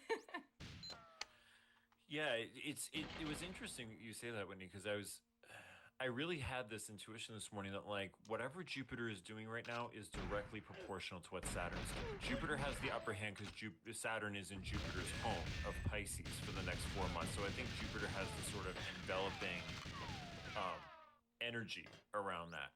But there's something about in watching what we're saying here about the end of the year where all these planets now will go into Capricorn under Saturn's rulership, and then they're all going to move into Aquarius by February, and they're going to be under Saturn's rulership, and then into Pisces under Jupiter's rulership. There's something for this last month of this year into the first few months of 2026 that still has this overlay of Jupiter and Saturn that feels very, very significant, that is emphasized even more. Yeah, it actually continues kind of on in through, I'm gonna pull it up, but basically when Jupiter comes into Leo, which ironically, you know, not ironically, but coincidentally, is still part of that Mars retrograde path, it's going to be trining Saturn and Aries, of course. So it definitely becomes a really powerful, continued collaboration between the two, and it actually becomes like I think that trine just lasts for like several months. It's basically from March to July 2027. It's like and it goes exact within 0 degrees twice, and you'll have the sun in Aries, and you know it's just like a really fabulous little time. Then the sun comes all the way through to Leo, so I think their continued synastry is really important here. For sure. I think we have what should hopefully be a bright spring ahead of us with Jupiter stationing direct or no, that's mid-March. It's like March 10th, and then I just had to pull my reference and look it up in my good old honeycomb. When in 2026 does Jupiter enter Leo? I did not know off the top of my head. It's June 30th. Oh.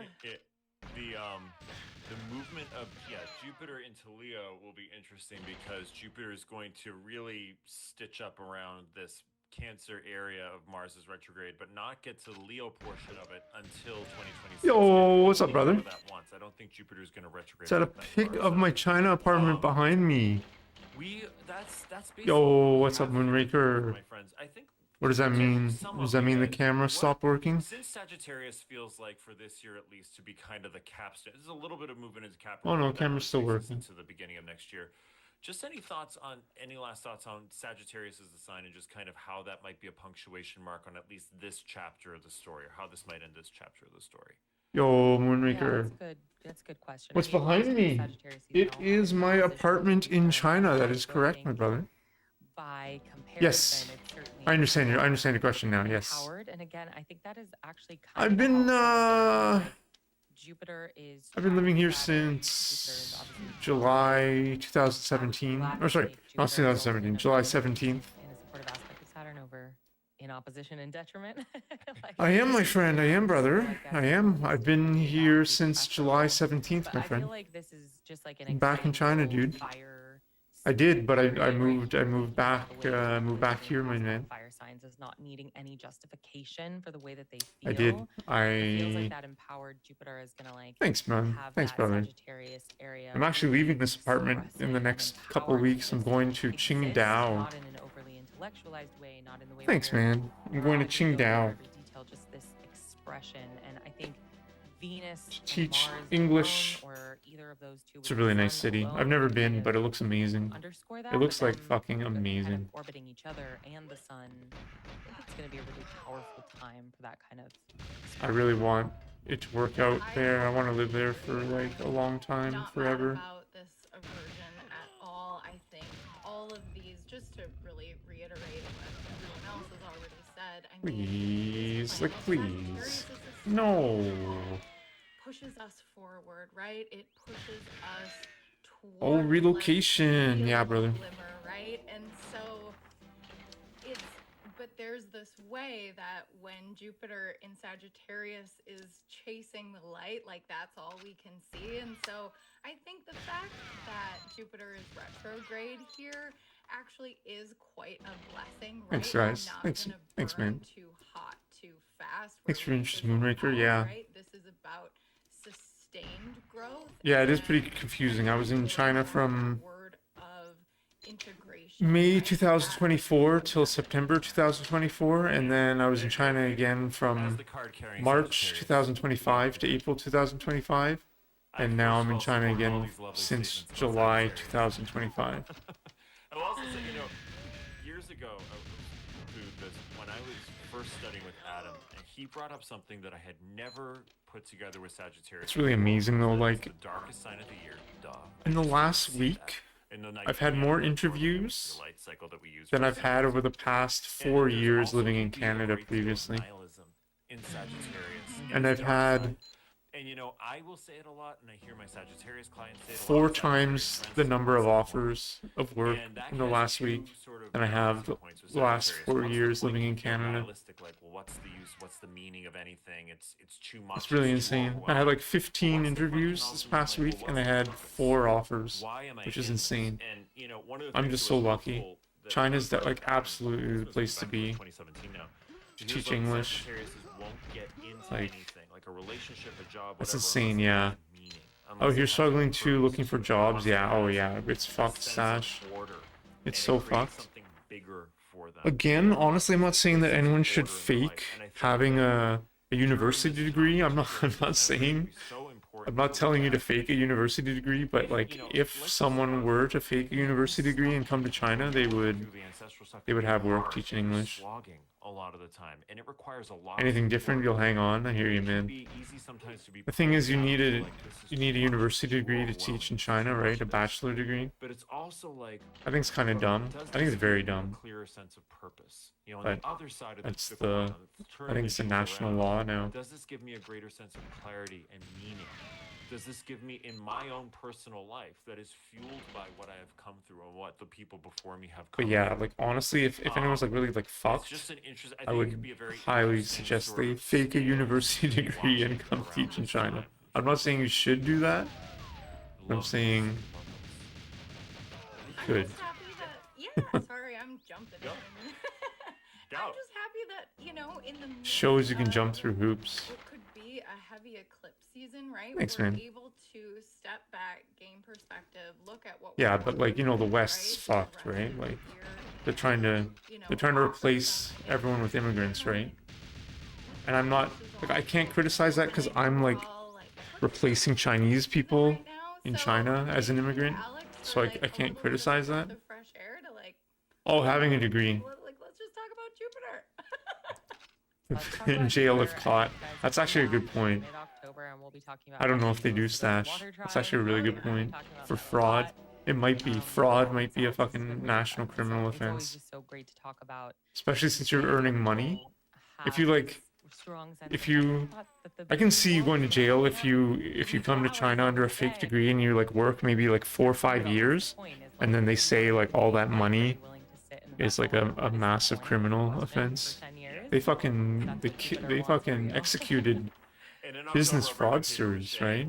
They executed a banking Ponzi thief, like a head of a bank in China. It was fucked. Done so much Virgo in the last few episodes, my friends, that I was like, I'm bringing a skill to the country, which is different. Yeah, I'm not. Well, yeah, I mean, wanted to bring in something a little fresh. yeah, dude. And If you Google it, there was like this Chinese banker that she was a woman too. I think it was a woman and a man. Shanghai. I think she was caught stealing the equivalent of like a few $1 million. Search for meaning. I think from mortgages.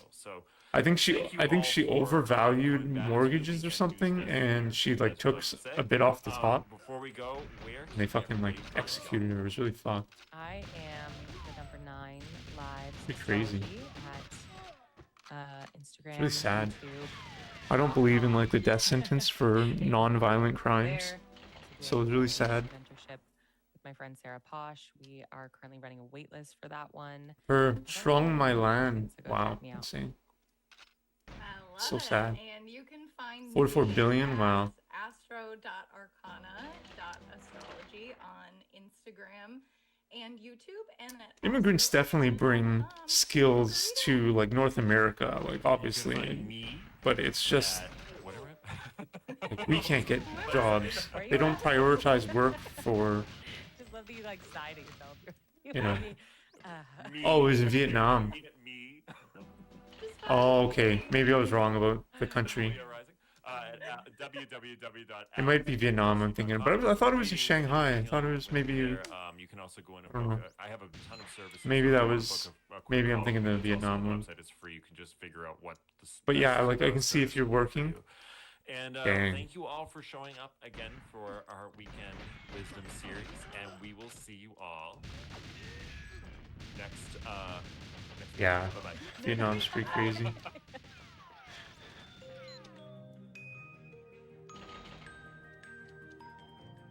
Saigon Commercial Bank, dang. That's fucked. That's so sad, man. That's really sad.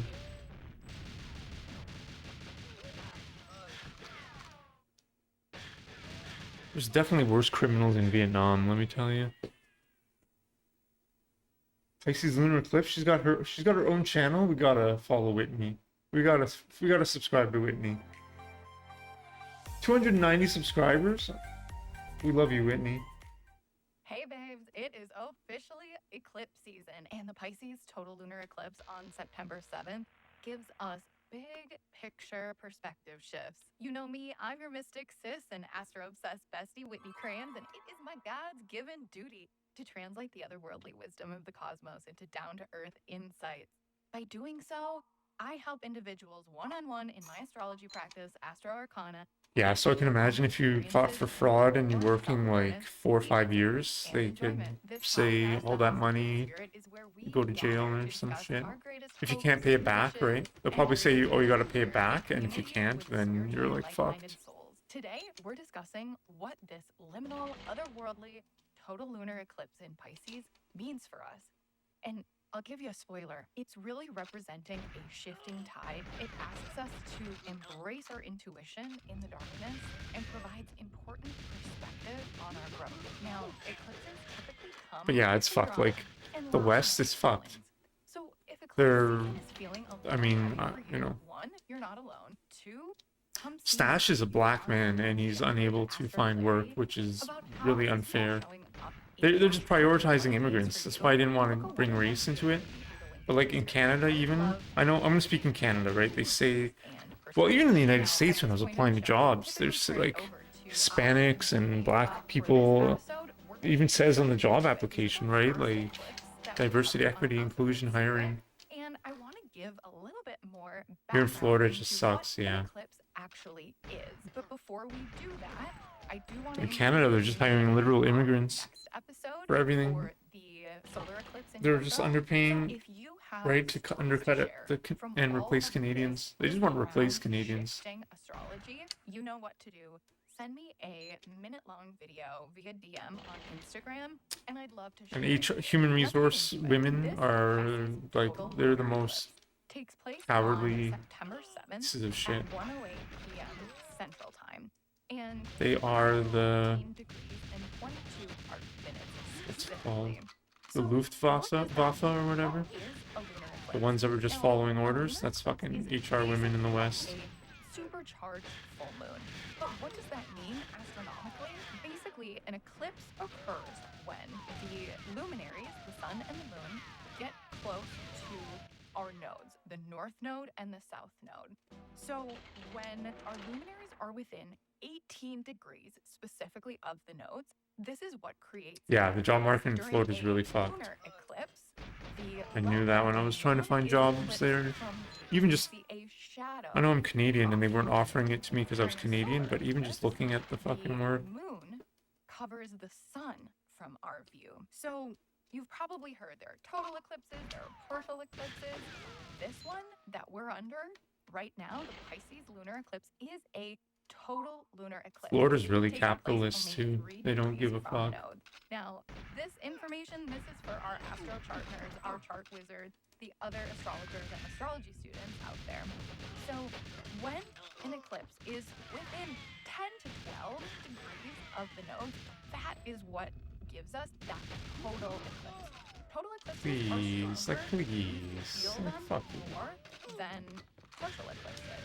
Now, a partial eclipse yes, very, yeah. place within that sort of 12, sometimes 10 degrees to 18 degree span between the luminaries and the eclipses. And as I mentioned, a lunar eclipse, which is basically a full moon that's close to the nodes and obscured from our view, it's a full moon on crack, y'all. And just like a full moon will equate to culminations and the closing of a cycle, this is that. We can picture a lunar eclipse as the closing of a door, often represented by endings. And this is why, because with eclipses, we turn the volume up on them. This is why we tend to experience great change during these times. Now, if we think about it symbolically. Oh, yeah. Is the I saw that. Fortune. She waxes and wanes throughout her cycle. She changes with her environment. And as the ruler of fortune, when the moon is eclipsed by the sun, it uses so much energy too. They're talking about like global warming and shit. Those data centers take up so much fucking energy. We can experience dramatic changes in fortune, whether that means for you a change in circumstance, a change in how we feel in our body, a change in the environment around us, a change in the things we have, the resources that support us. So a lunar eclipse really represents Come on, a man. change in fortune. And this particular eclipse is taking place. The moon is closest to the north node. The north node is in Pisces right now. And the north node for us represents really a sense of striving. The north node is hunger, right? It's the hungry head of the dragon in Vedic astrology and presents sort of a karmic pull, an insatiable hunger for where we want to go. And so this one, when we put that together, sort of Yeah, I mean, fortune denoted by I mentioned the job market and my job offers in China, not to brag, but just to be like, perspective of maybe I'm supposed to be here, maybe I'm meant to be here, you know what I mean? Eclipses in general are more I think I am. and have more effect on individuals and the collective where they are visible. Now, I'm sitting in the smack dab middle of North America. This eclipse will not be visible here in North America, but it will be visible in Asia, Africa, parts of Europe, and Australia. So if you're located in one of those areas, you can guarantee that the volume on this one turns up even higher. And who feels it most? Eclipses, regular full moons, regular new moons, unless you are incredibly attuned to the cycles of astrology, you might not feel them or may dismiss them. That's the point of this podcast, right? To help individuals feel into the powers of the lunations. But eclipses, because they're louder overall, many will feel it. But who feels it most? Because this eclipse is taking part on the Virgo Pisces axis, those are mutable signs. And so folks with mutable or double-bodied signs on the angles, which basically means for our astro beginners out there, if you are a Virgo rising, a Pisces rising, a Gemini rising, or a Sagittarius rising, those are our 4 mutable signs.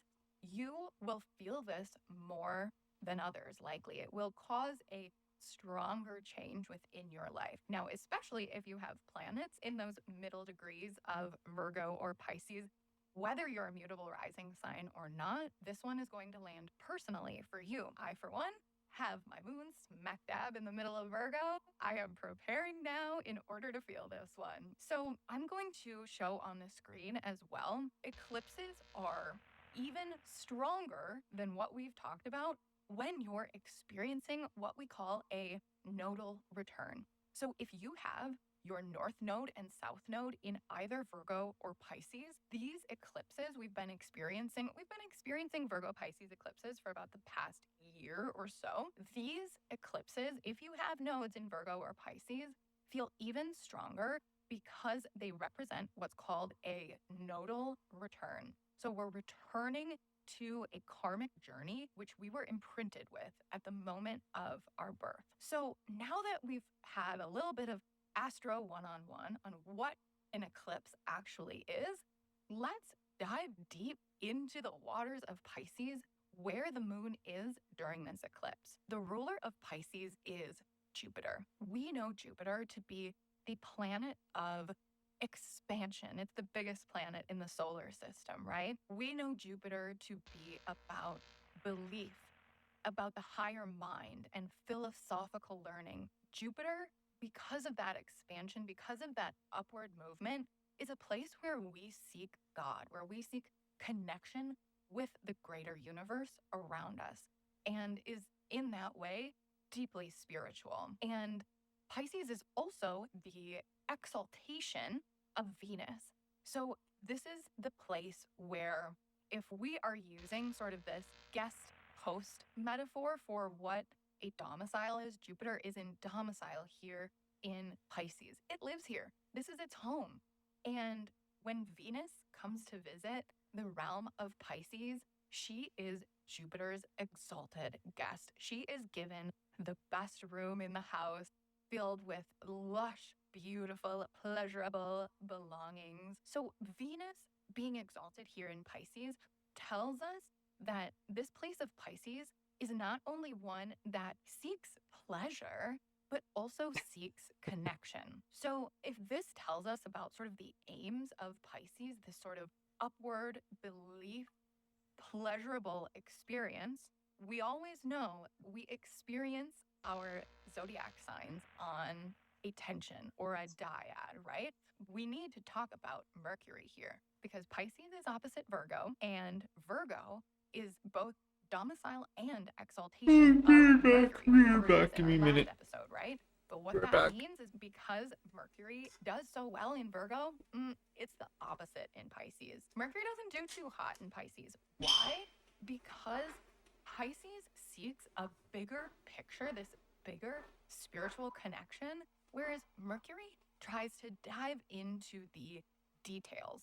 And so what this means when we put it all together is that this sense of sort of ideas and knowing are strong in Pisces, but implementation, right?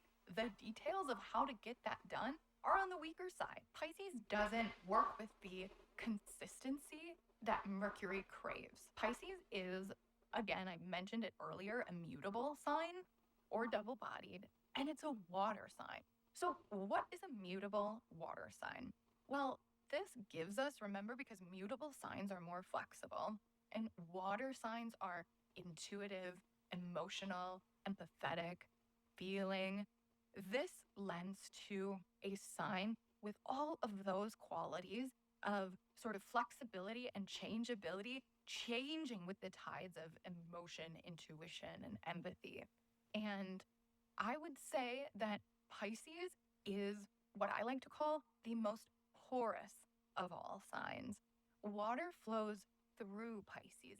Intuition flows through Pisces. People who have strong Pisces placements are people who, they'll tell you themselves, have this deeply empathetic quality. Often, Pisces doesn't know that it's legitimately psychic. People with strong Pisces in their chart have the ability of understanding a situation and an environment without analyzing it. They feel into that environment or that person, that relationship, that circumstance intuitively. Pisces is in the tarot represented by the moon card. And isn't that appropriate as we've been talking all about the moon? Well, in every episode, but hey, it's a lunar eclipse, so the moon is hot here. The moon card in tarot really represents the subconscious or the unseen. The moon card asks, are you afraid of the dark?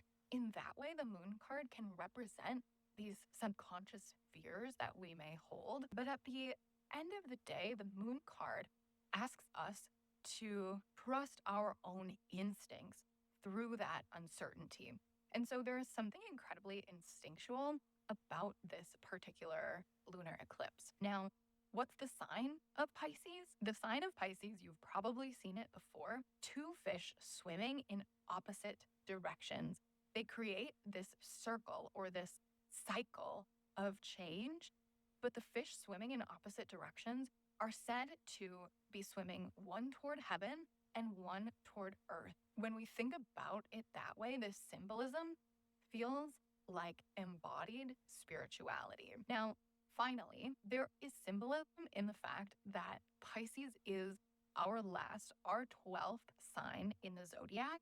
And so, just as Aries, as our first sign in the zodiac, represents initiation and new growth, Pisces represents the end of a cycle and what we reach when we get there.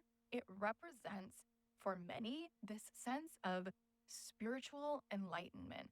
And so with Pisces, I think a lot about these cycles of endings and beginnings, which, as we're talking about a super powerful lunar eclipse, feels so potent. Before we dive into literally what this all means, let's talk about, as we always do, the context of the sky. What is going on right now? So we know, obviously, that if this is a full moon, the moon is at 15 degrees Pisces and the sun is at 15 degrees of Virgo. Well, guess what degree of Virgo that is? Did you know that every exalted planet has a specific degree of exaltation within their sign? And 15 degrees is the exaltation degree of Mercury. And this matters because right now, with the sun in Virgo's sign at its exaltation degree, covering our moon in the sky. Think about the symbolism that creates. And if Mercury is a planet of detailed planning and communication, what that means for our Pisces big picture thinking. Now, Saturn, you'll notice, is also co-present here in Pisces. Saturn is at 29 degrees, that feared aneretic degree that astrologers talk about.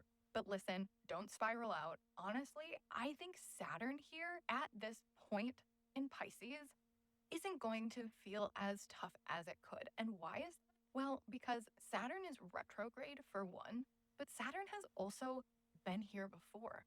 Saturn was in Pisces for, I don't know, just about the last 2 years. Why I think it's important that this eclipse is happening while Saturn is co-present in Pisces, it feels like the closing of a cycle. Like, we're not going to have new things coming up at this time. We're closing a chapter in a book in order to move forward. And what tells me that even further? Well, look at this moon. This moon is moving into a trine with Jupiter in Cancer. Jupiter in Cancer is in its exaltation, right? So there's a way that we need to close this cycle in order to have that Jupiterian expansion. And we can only expand so far, we can only expand so fast without doing so responsibly, right? When you grow too fast, you get stretch marks. And so there's something about the tension here across this Pisces Cancer trine that is working through our stretch marks of growth. It's important to know that just prior to this total lunar eclipse, Mercury moved into Virgo. Mercury's at 10 degrees of Virgo right now. But when Mercury moved right into Virgo, it squared Uranus, who stationed retrograde right after that. What does that tell us about the condition of Mercury right now? And why do we care? We care because the sun is in Mercury's sign at Mercury's exaltation degree. And so a Mercury who has just squared Uranus and then Uranus stationed retrograde almost an instinct feels like Mercury has been through kind of sobering time, a time of more dramatic decision making. When Uranus is involved, Uranus always lends sort of an air of drama to the situation. And so Mercury has had to kind of sober up and make hard and dramatic decisions. Then that influences what we're dealing with across this axis, those detail versus big picture thinking. Now, we also must notice at this point that Mars... Come on, let's get like a PB. Let's get a run. Let's get like a single fucking run. Remember please. That Jupiter rules this moon. Now, Mars doesn't do so hot in Libra. Mars wants to fight with vigor. Mars wants competition. But Mars in Libra... Oh, like, come on, man. Diplomat who's got to get things done peacefully, but still meet its own goals.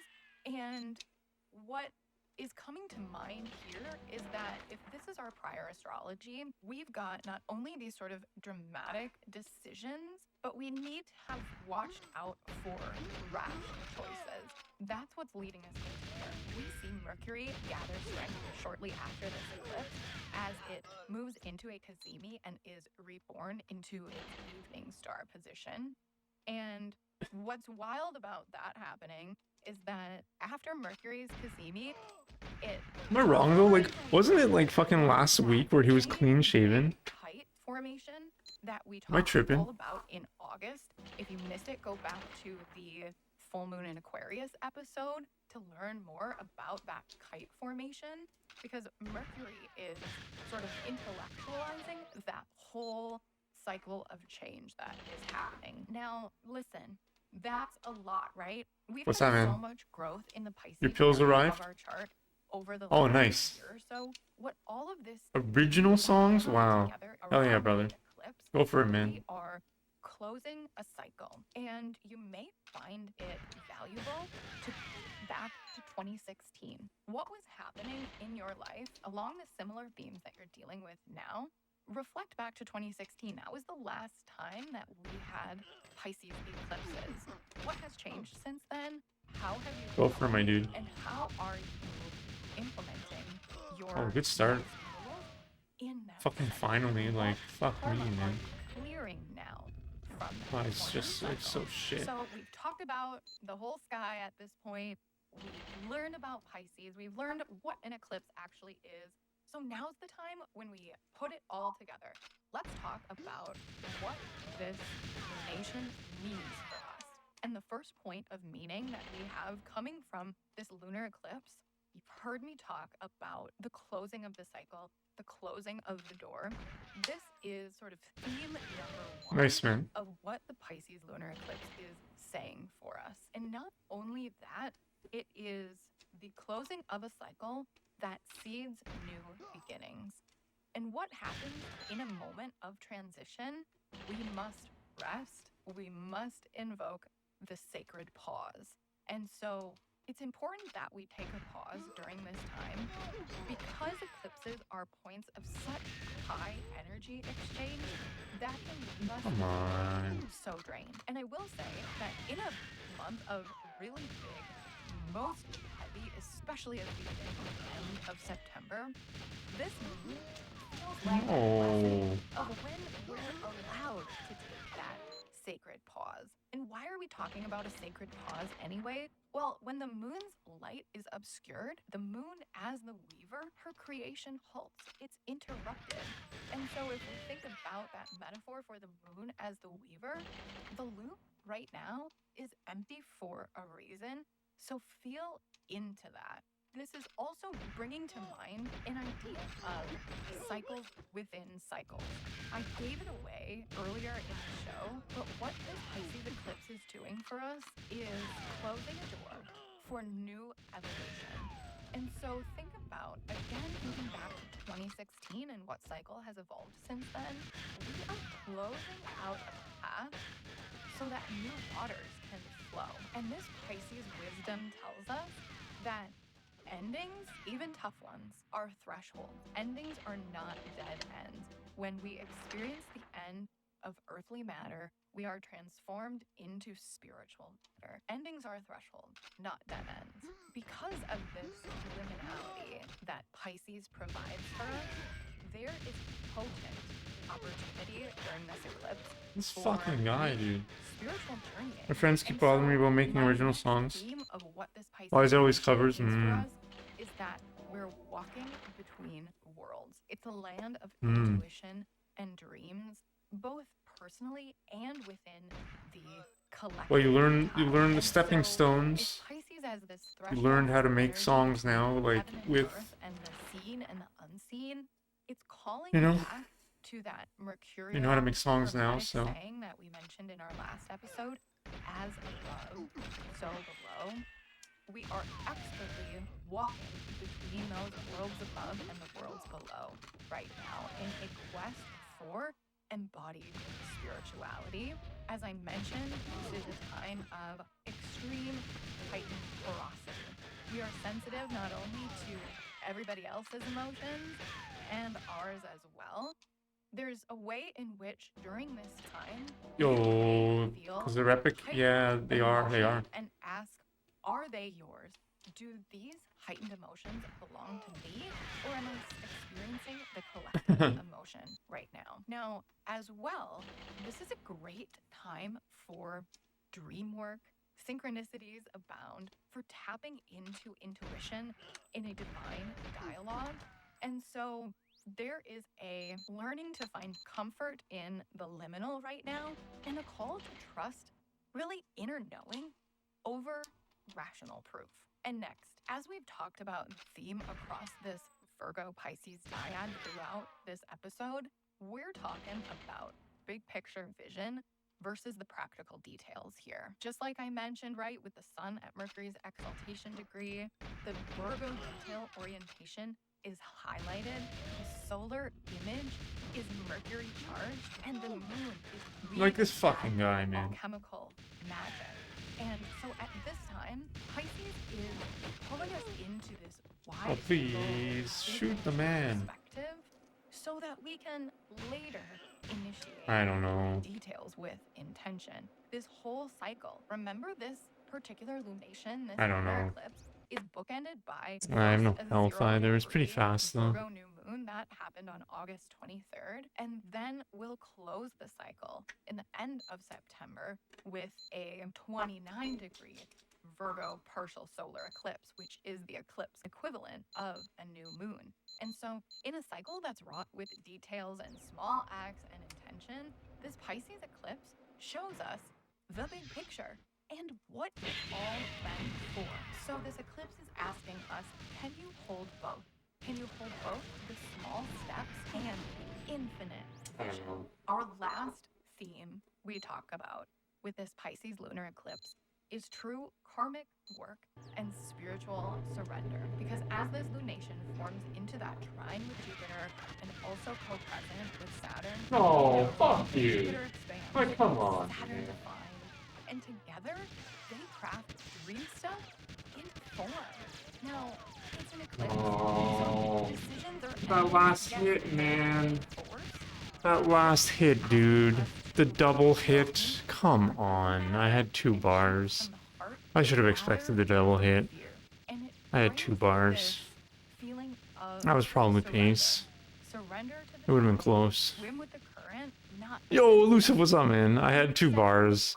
I was gonna get double hit on that drone.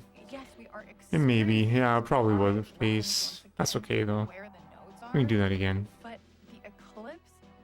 What's up, Elusive? Laying down, watching, and lurking here. Nice. Wash 2 cars. Oh, wow.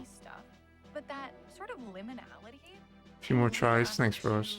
Feeling like there isn't a whole lot to do about it. And so, how are we? I was really hoping for the 1-hit drone. With Pisces being such a high-minded sign, That probably would have done it. That would have done it. Journal about it. I would have survived. So, I have several journal Okay, prompts that's for fine. you, more than usual, because this is a time to really Yo, Elusive, what's up, man? That's good, dude. those subconscious It's good, man. feelings. So what cycle feels like it has It's good, my man. closed for you? And how have Thanks, brother. dreams or spiritual practices, how has that greater cycle evolved since 2016? What messages are you receiving now through dreams, through synchronicities, through intuition? No. Tap into it. Where are you carrying emotions? I'm moving to a new city. I'm moving to Qingdao in a couple weeks. Instead, where are you hyper-focused on details? I'm moving to like a Insight beach of city. the big picture vision? What Like a patterns or temperate lessons beach keep city. Should be pretty surfacing? nice. What are they teaching you? What are you being Teaching asked English to still. surrender control to and trust timing? And what if you stop choosing out of fear? Someone needs some What choices you cocaine. make from the heart. Now, as you're journaling, I've given you all these prompts because listen, it's an I do eclipse. not recommend There's cocaine. not a whole lot to do here. And so I want you to schedule yourself lightly, say no to plans, rest a lot, prioritize sleep, expect the By the water, unexpected see on the map, nice, in man. the things that you have scheduled. And Yeah, you guys should, like, it's really nice. your If you look dreams, at, it would be a like, great photos idea of the city, your journal by the it looks a bed lot like and San write Francisco. down your dreams. And if you want to move into It's like, dream it has a work or bay spiritual journey and even beaches. further, really ground yourself before bed and ask to receive that wisdom during your dreams. It's a great idea to meditate before bed. Actually, one of my favorite resources. Fat keys, oh my god. Has insane sleep stories that Me are too, so Toad. beautifully done Me too. and put you into this meditative state in alignment with whatever planet or point you choose. It would be a great time. No, man, I now just to don't recommend explore cocaine because of those the stories, either the in heart. alignment It with fucking just Pisces like rulers like Jupiter or it Venus. shoots your either heart rate up. or I think she's got one for the And you feel like you're North gonna Node as die. well. So check out those sleep stories on the Chani app. Now, very practically, Pisces rules the feet. I say get a pedicure. Because you like might.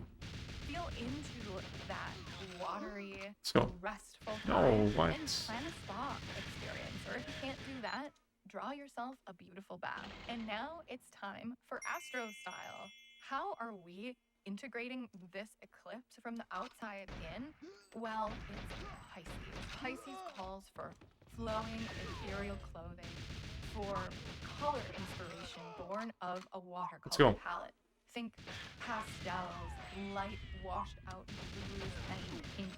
What about Please. silver for the moon? Silver works Please. beautifully into this palette. Don't be afraid of glitter right now. Glitter on your eyes. We're actually, we're improving. glitter Whoa, on your 22. That was fucking glitter on crazy. your clothes, glitter everywhere for Pisces. We're That improving connection consistency. to spirit and embodiment at the same time. And while we're moving into September That's good, and in the northern I guess, hemisphere in here, theory. the season of fall, I say keep those sandals in the front of the closet. Beautiful adorned sandals would be great at this time with Pisces ruling would be some sweet, cool toned What? iridescent toenail polish. This is the time to feel into those big Venusian, right? As the exaltation ruler, those big Venusian vibes with your style. So that's our Pisces lunar eclipse. It's a moment of pause, of surrender, of big picture dreaming. And remember that eclipses can stir up both old stories and karmic lessons, but they're also portals to new beginnings. Wow, the double grenade. Another reminder, if you're feeling the weight of this season, or if you're craving some clarity on where these changes are hitting your specific chart, I would love to support you through a one-on-one reading. If you enjoy this reflective, consultative approach, that's what a reading with me is like. It's a three-way conversation between you, me, and your chart. It's a space where we can take all of this big cosmic energy and ground it into something personal, practical, and empowering for you. You can find the booking link in the description. I'd be honored to help you make sense of the threads that you're weaving now. With that, my friends, the biggest Pisces... You guys want to watch a Seattle walkthrough tour? Apparently Seattle has a new waterfront, and there's this like 2-hour walkthrough this guy did. I want to watch it.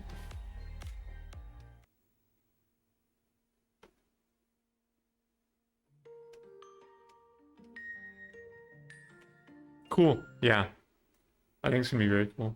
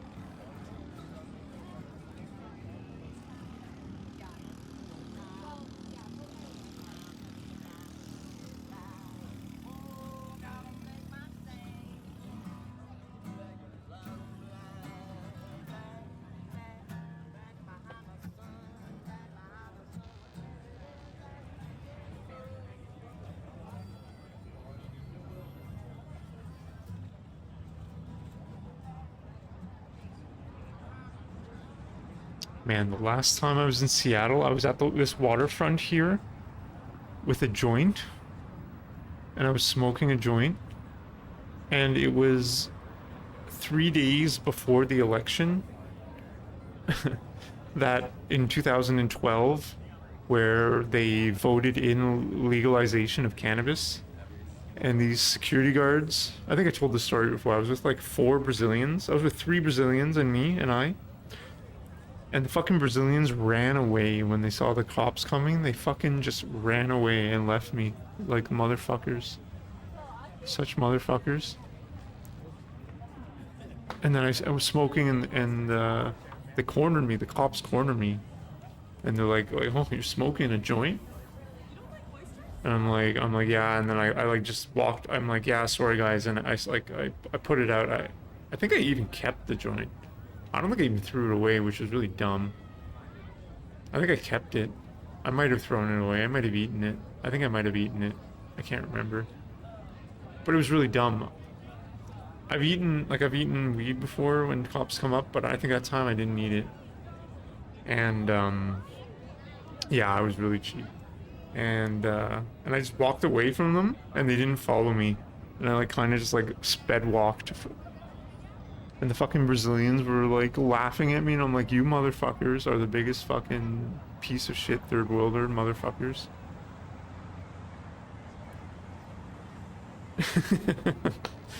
And then 3 days later, it was legalized. Like 3 fucking days. Sorry, I gotta reply to this.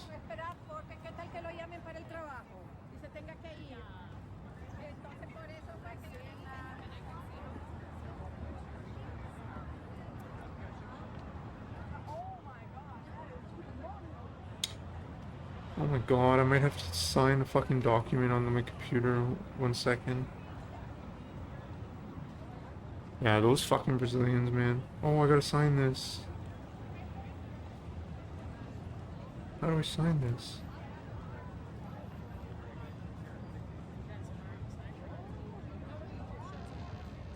Quickly.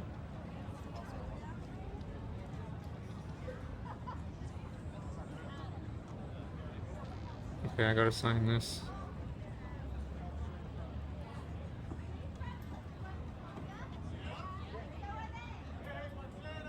It's in progress for me. Oh my gosh. Alright, I gotta fucking just give me like, I don't know, maybe like 5-10 minutes. I gotta do this right now.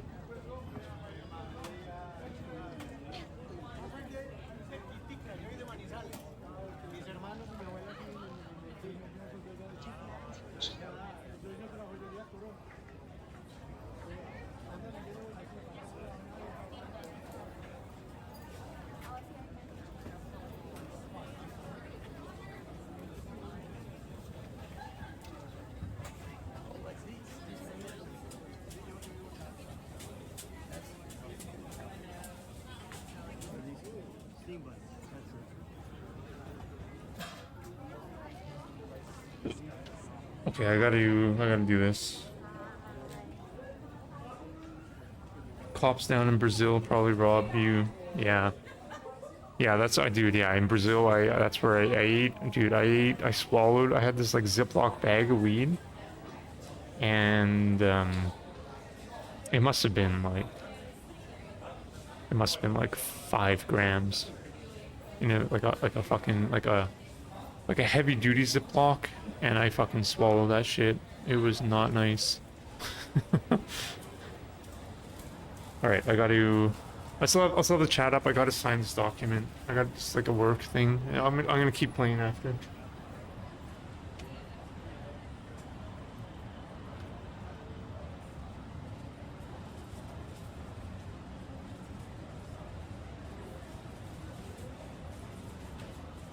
Sign this document.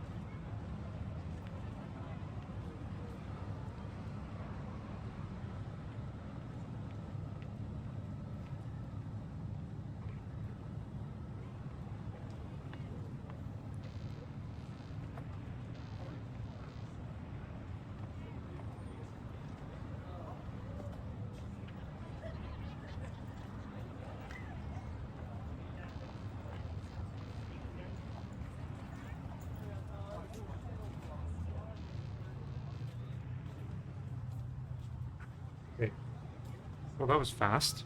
That was super fast. I already did it. It's on that end of Pike, so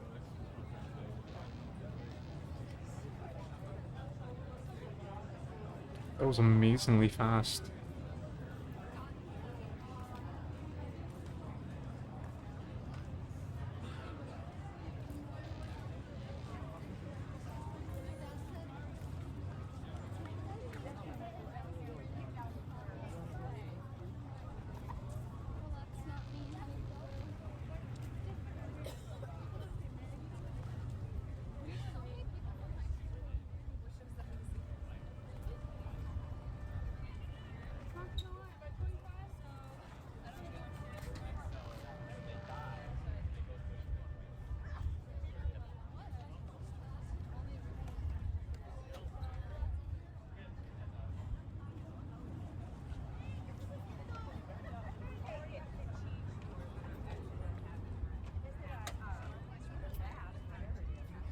Wow, insane waterfront.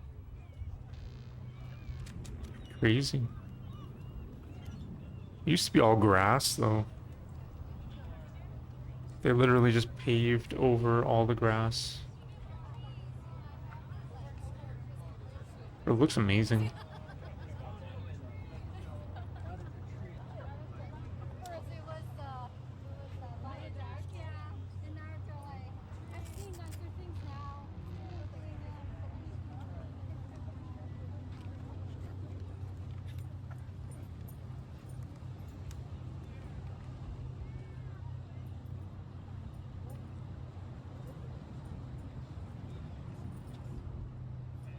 Yeah, in Brazil, it was serious, man.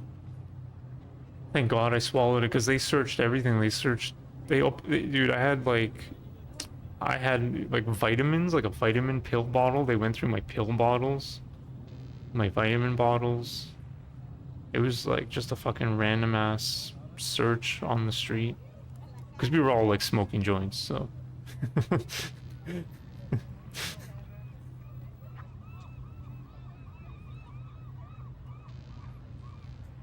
Fuck the police, man.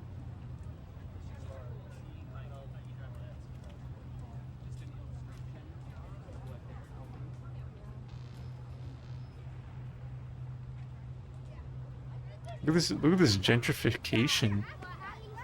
Is this not the city of what the fuck it's called? The central business where they took over the downtown? Seattle downtown's fucking like really sketchy, really ghetto.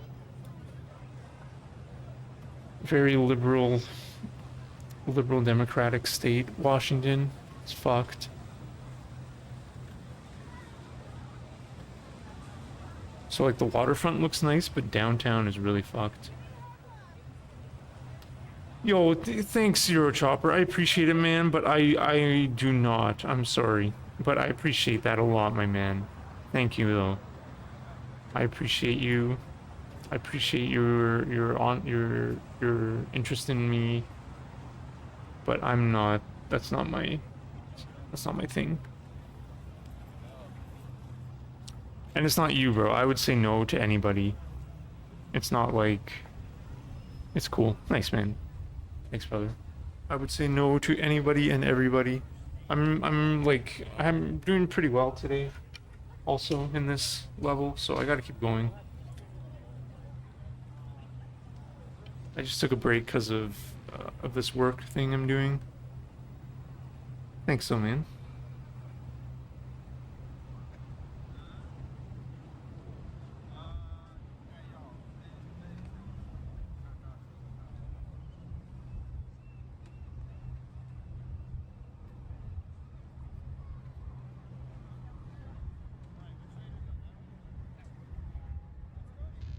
Oh my god.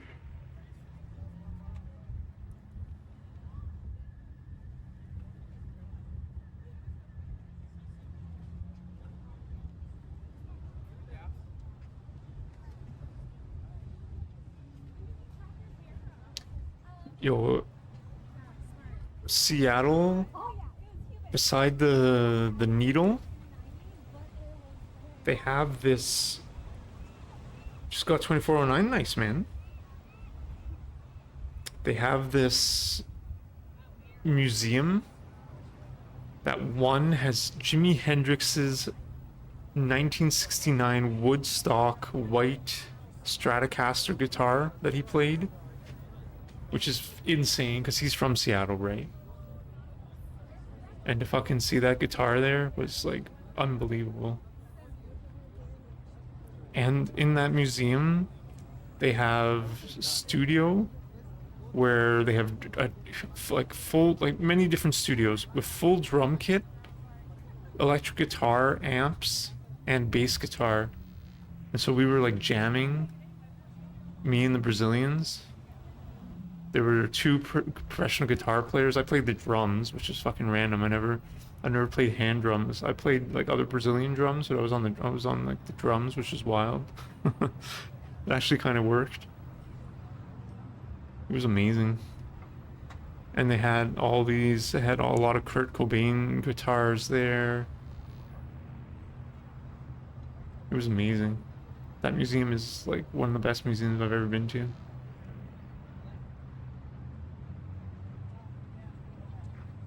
And I was super high from smoking that joint. After the cops let me go. That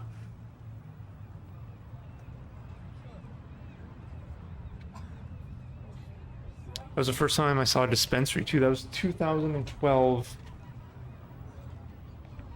And I went to like a random ass dispensary. And they wouldn't let me in because, you know, you need like a medical card. But I saw like a glimpse inside. They had like plants. They had, man, it was amazing. And then I bought some off of the, like someone selling outside the door. I knew someone would be selling right outside.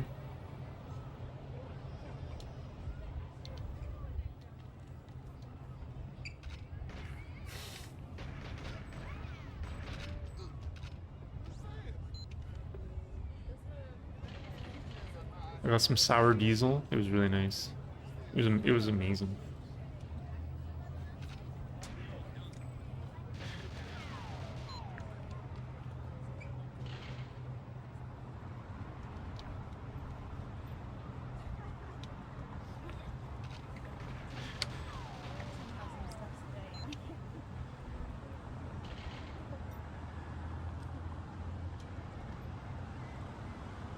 Nice, dude. 9 seconds away from sub 24.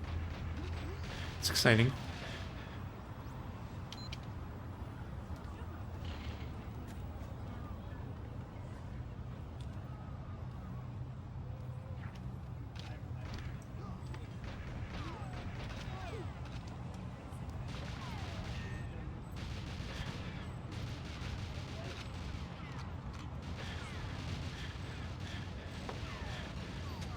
And you would smoke me on the RTA. I would, like, I'm not doing it because he would smoke me, but I'm just saying he would smoke me.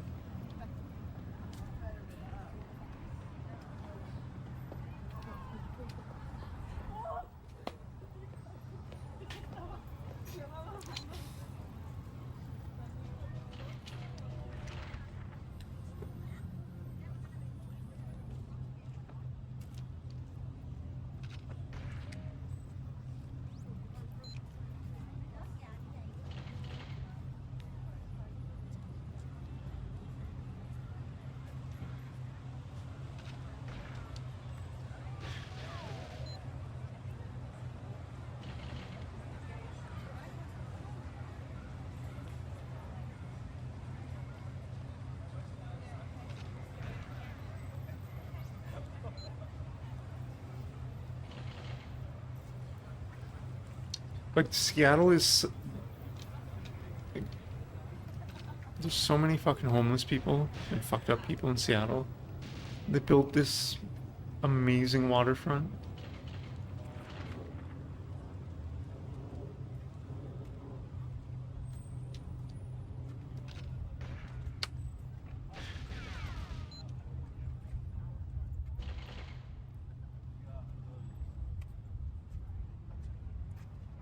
Beautiful day there too.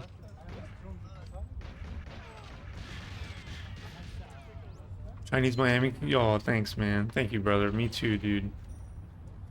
Me too, man. Yo, I've decided I'm probably I'm gonna spend, you know, maybe a few days to look for an apartment in person.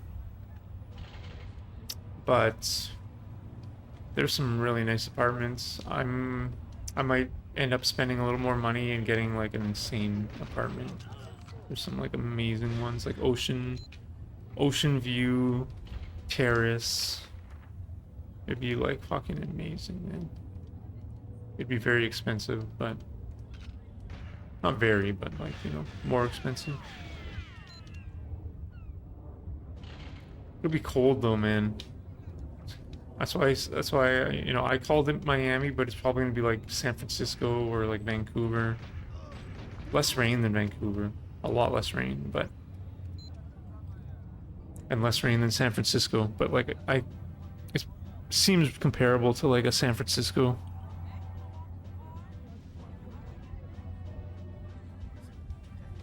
With more beaches.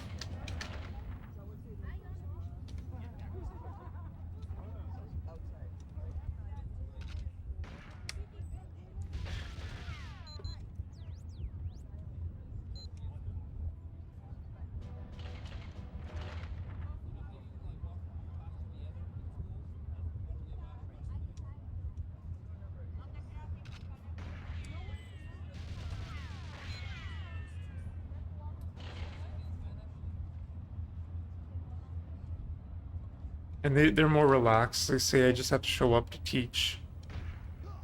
Like I don't have to sit in the office and do nothing for hours. I just show up, teach, and then go home. 26 hours teaching per week. That's like standard. But some places they force you to be there for 40 hours a week, right? Like, come on. But this school doesn't.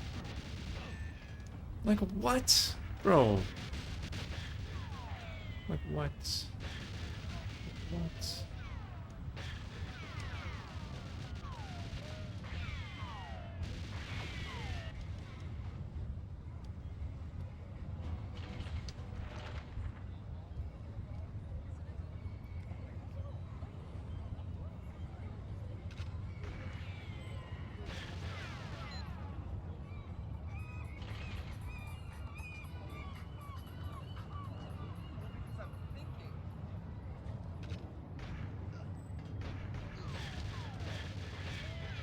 Thanks, Toad.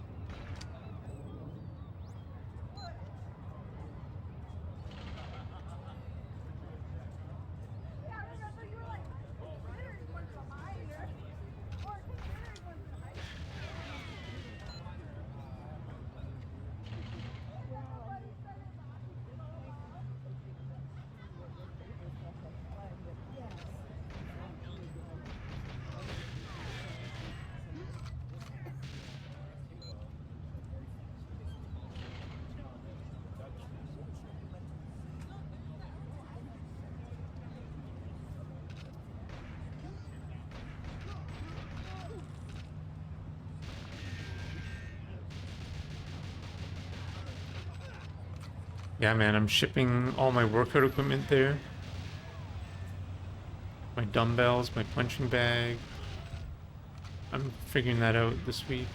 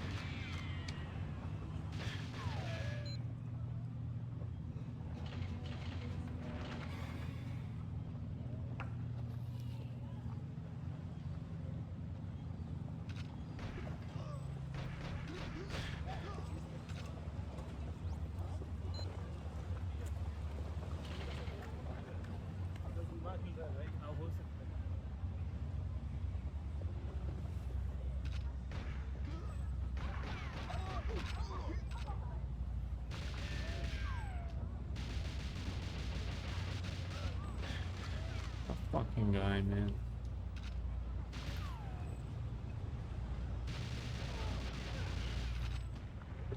Please. Like, fuck you, man. What is, like, going on, man? Like, it's just so fucking shitty.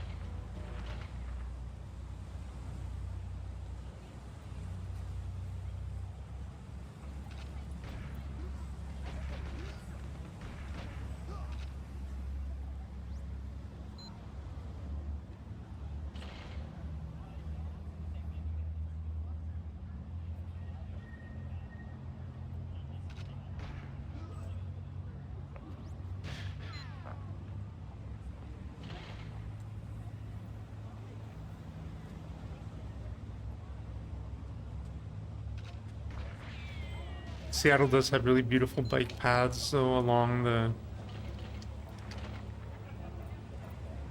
by the water, like it's... oh, did you do wild?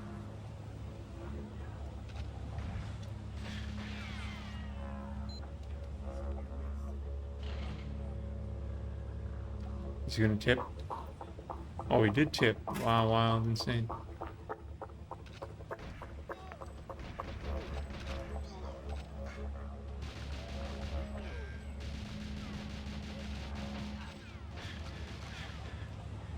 Oh, good.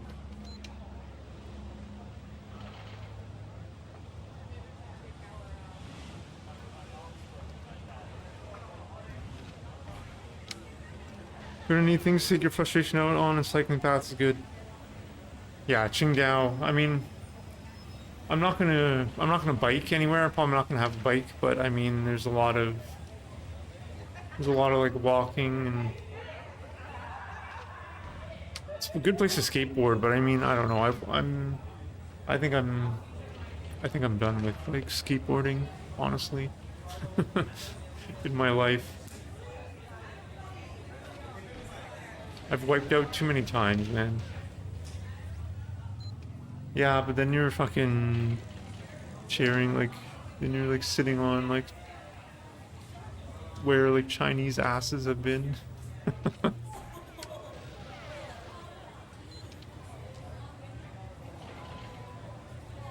And you know how Chinese people are. They don't fucking... they squat when they shit. And there's no toilet paper in the fucking bathroom, so you never know, fucking know. Wipes, yeah. I'm not a big bike guy, though. I'm not a big bicycle guy. I don't like bicycles. It's fucking this thing like sticking up your asshole. Like, it's just not... it's fucking like... And like, you know, my package is all, it's just not right. It's just not for me.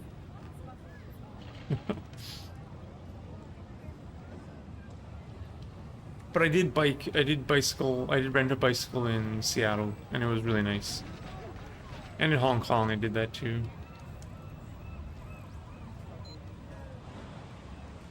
For like a day.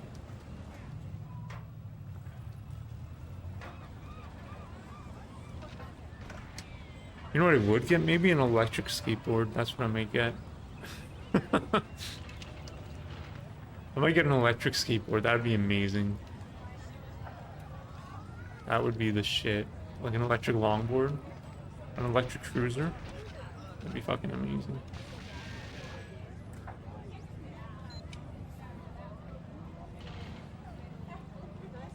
But it's fucked, man. Like, Chinese drivers are just so fucking insane.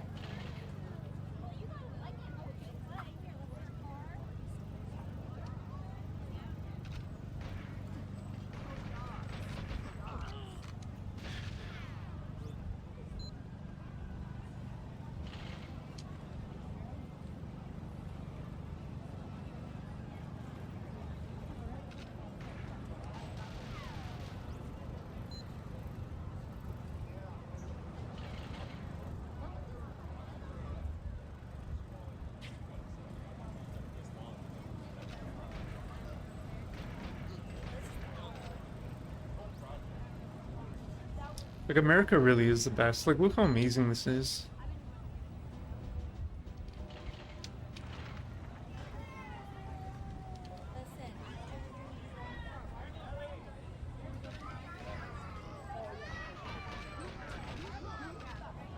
But again, downtown Seattle does not look like this, let me tell you.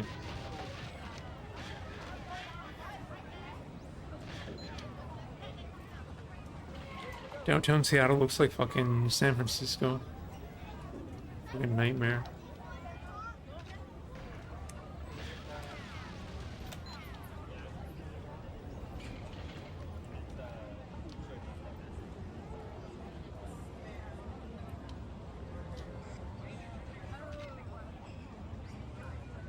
It's good, but things are getting a little crazy then now with them recently starting, yeah. Army in big cities. Yeah.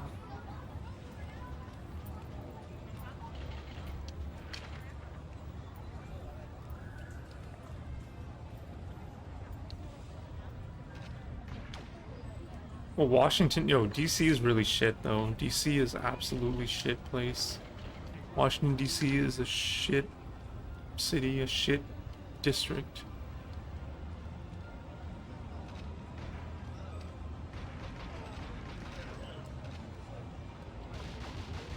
Shitty people.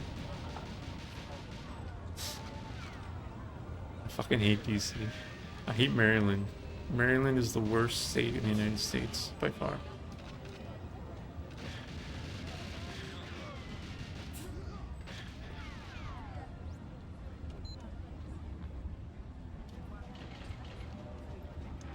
So I mean, I don't even know what DC was like before that happened. I can just imagine.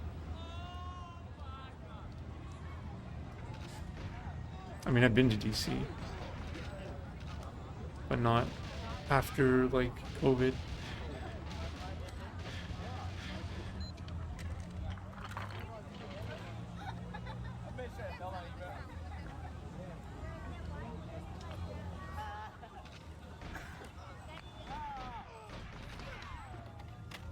Like, San Francisco fucking needs the military in there, let me tell you. San Francisco is like a lost cause, man. San Francisco's really bad shape. I've been to San Francisco a lot. Last time I was there was a long time ago. It was like 2008 And even that was a disaster.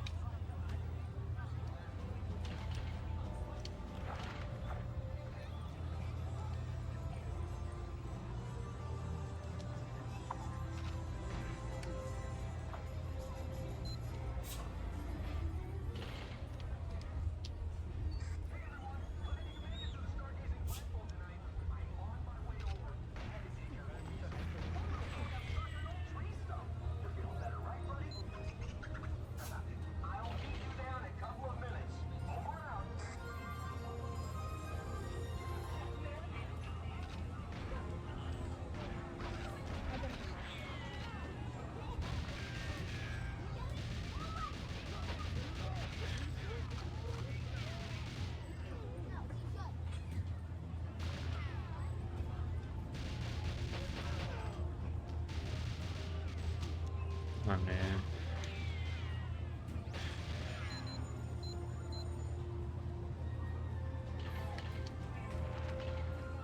Well, the line's short.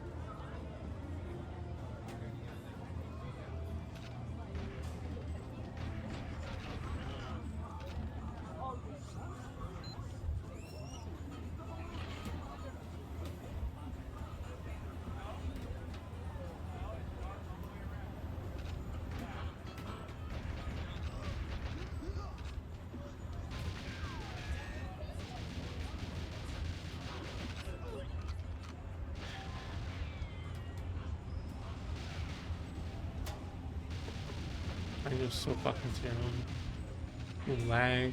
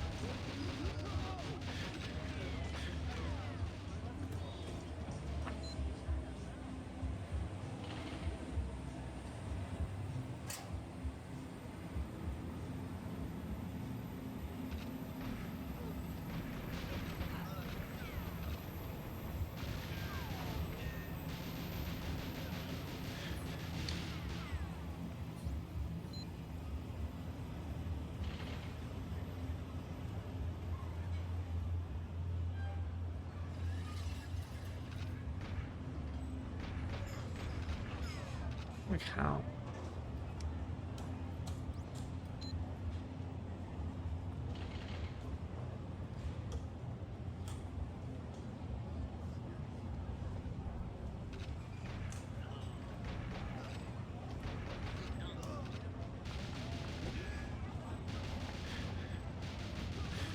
Come on, man.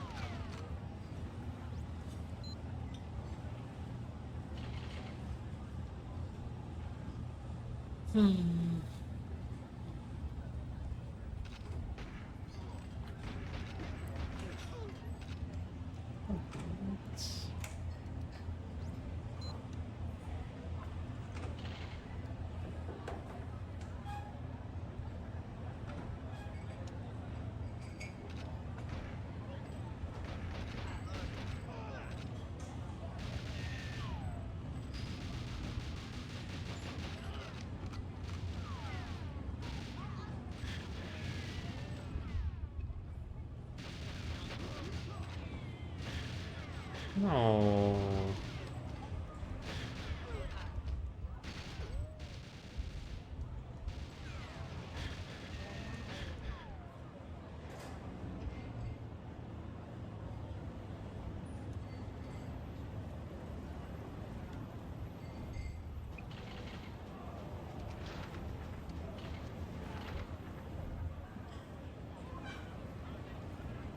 And the beer is so good in the United States. The beer is amazing.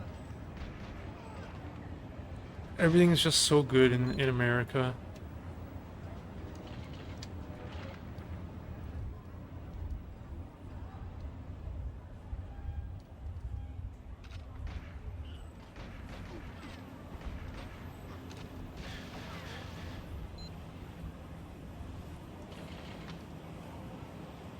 It's just so comfy, man.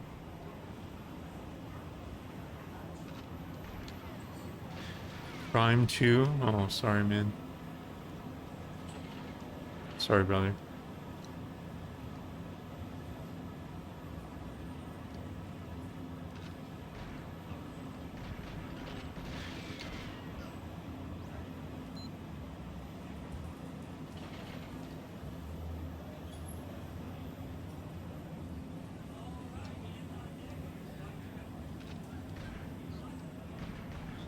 Peaceful Canada.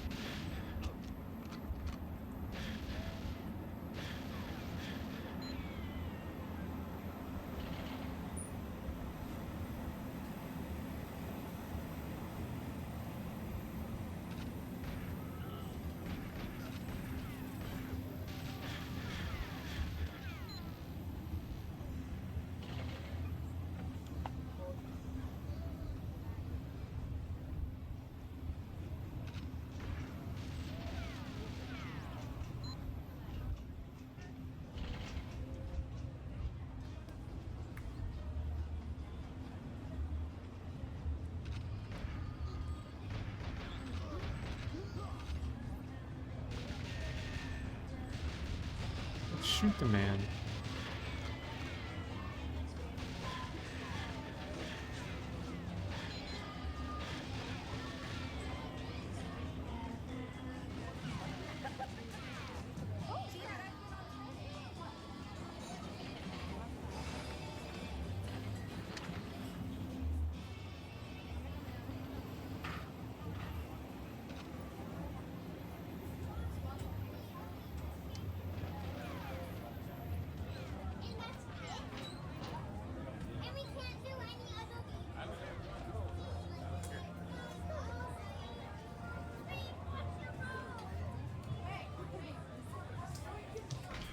Wow.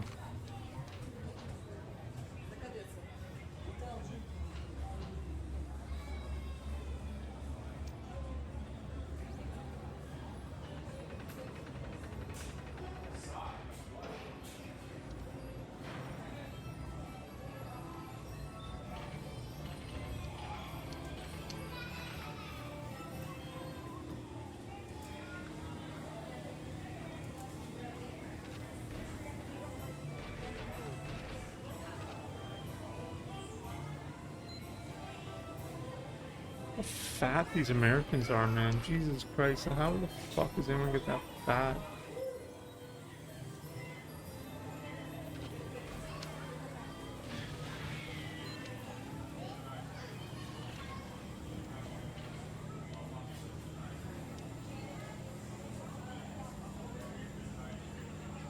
Fatties.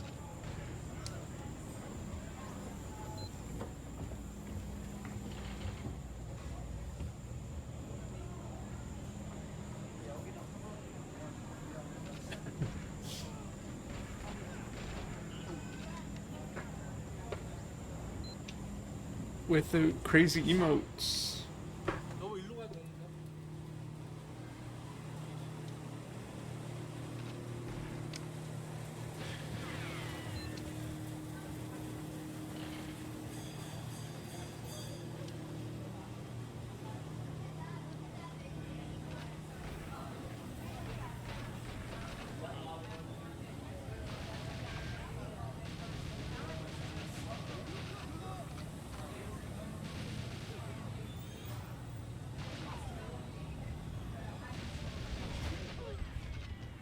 Please.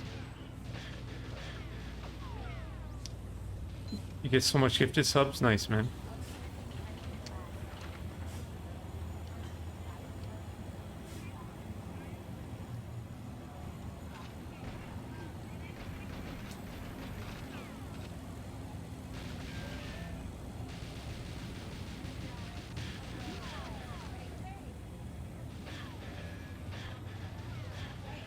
Nice.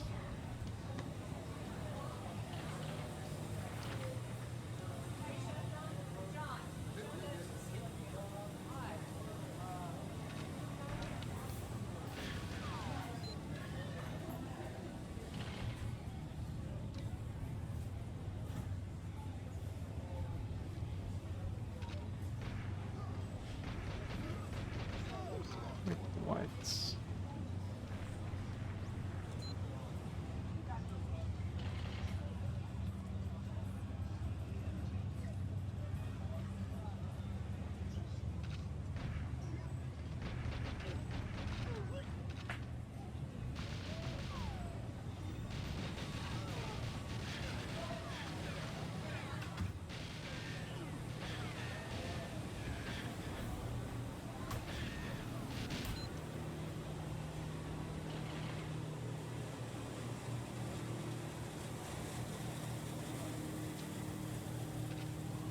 I think I'm gonna take a little break. I might be done, but I'm gonna take a break and see how I feel. I'll give me like a few minutes. Thank you.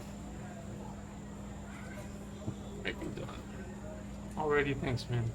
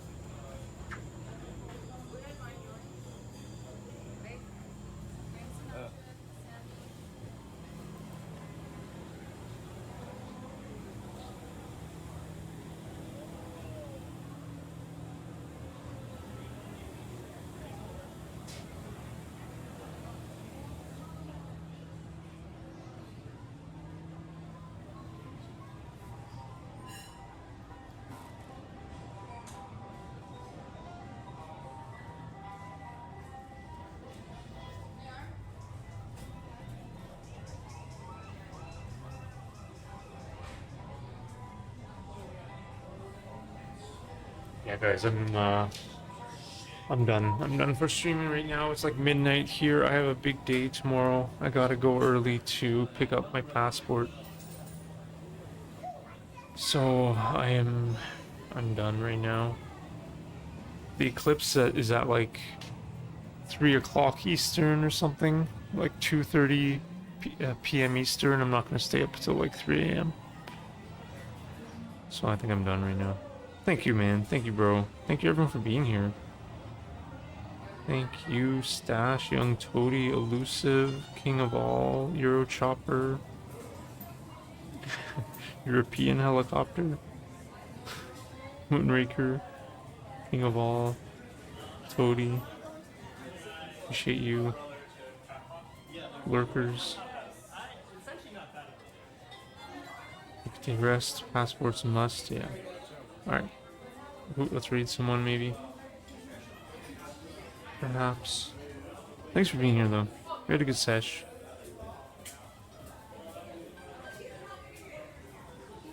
We had some pretty good runs. Kratos is on. Euro Chopper's on. Let's raid the chopper.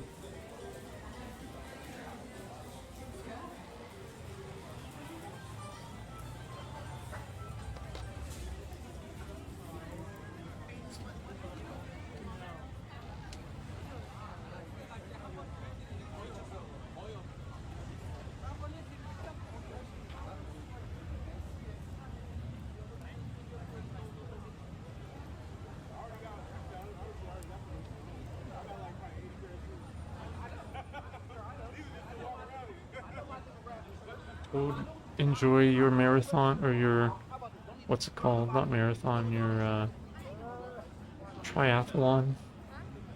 See ya. Thanks, Ash.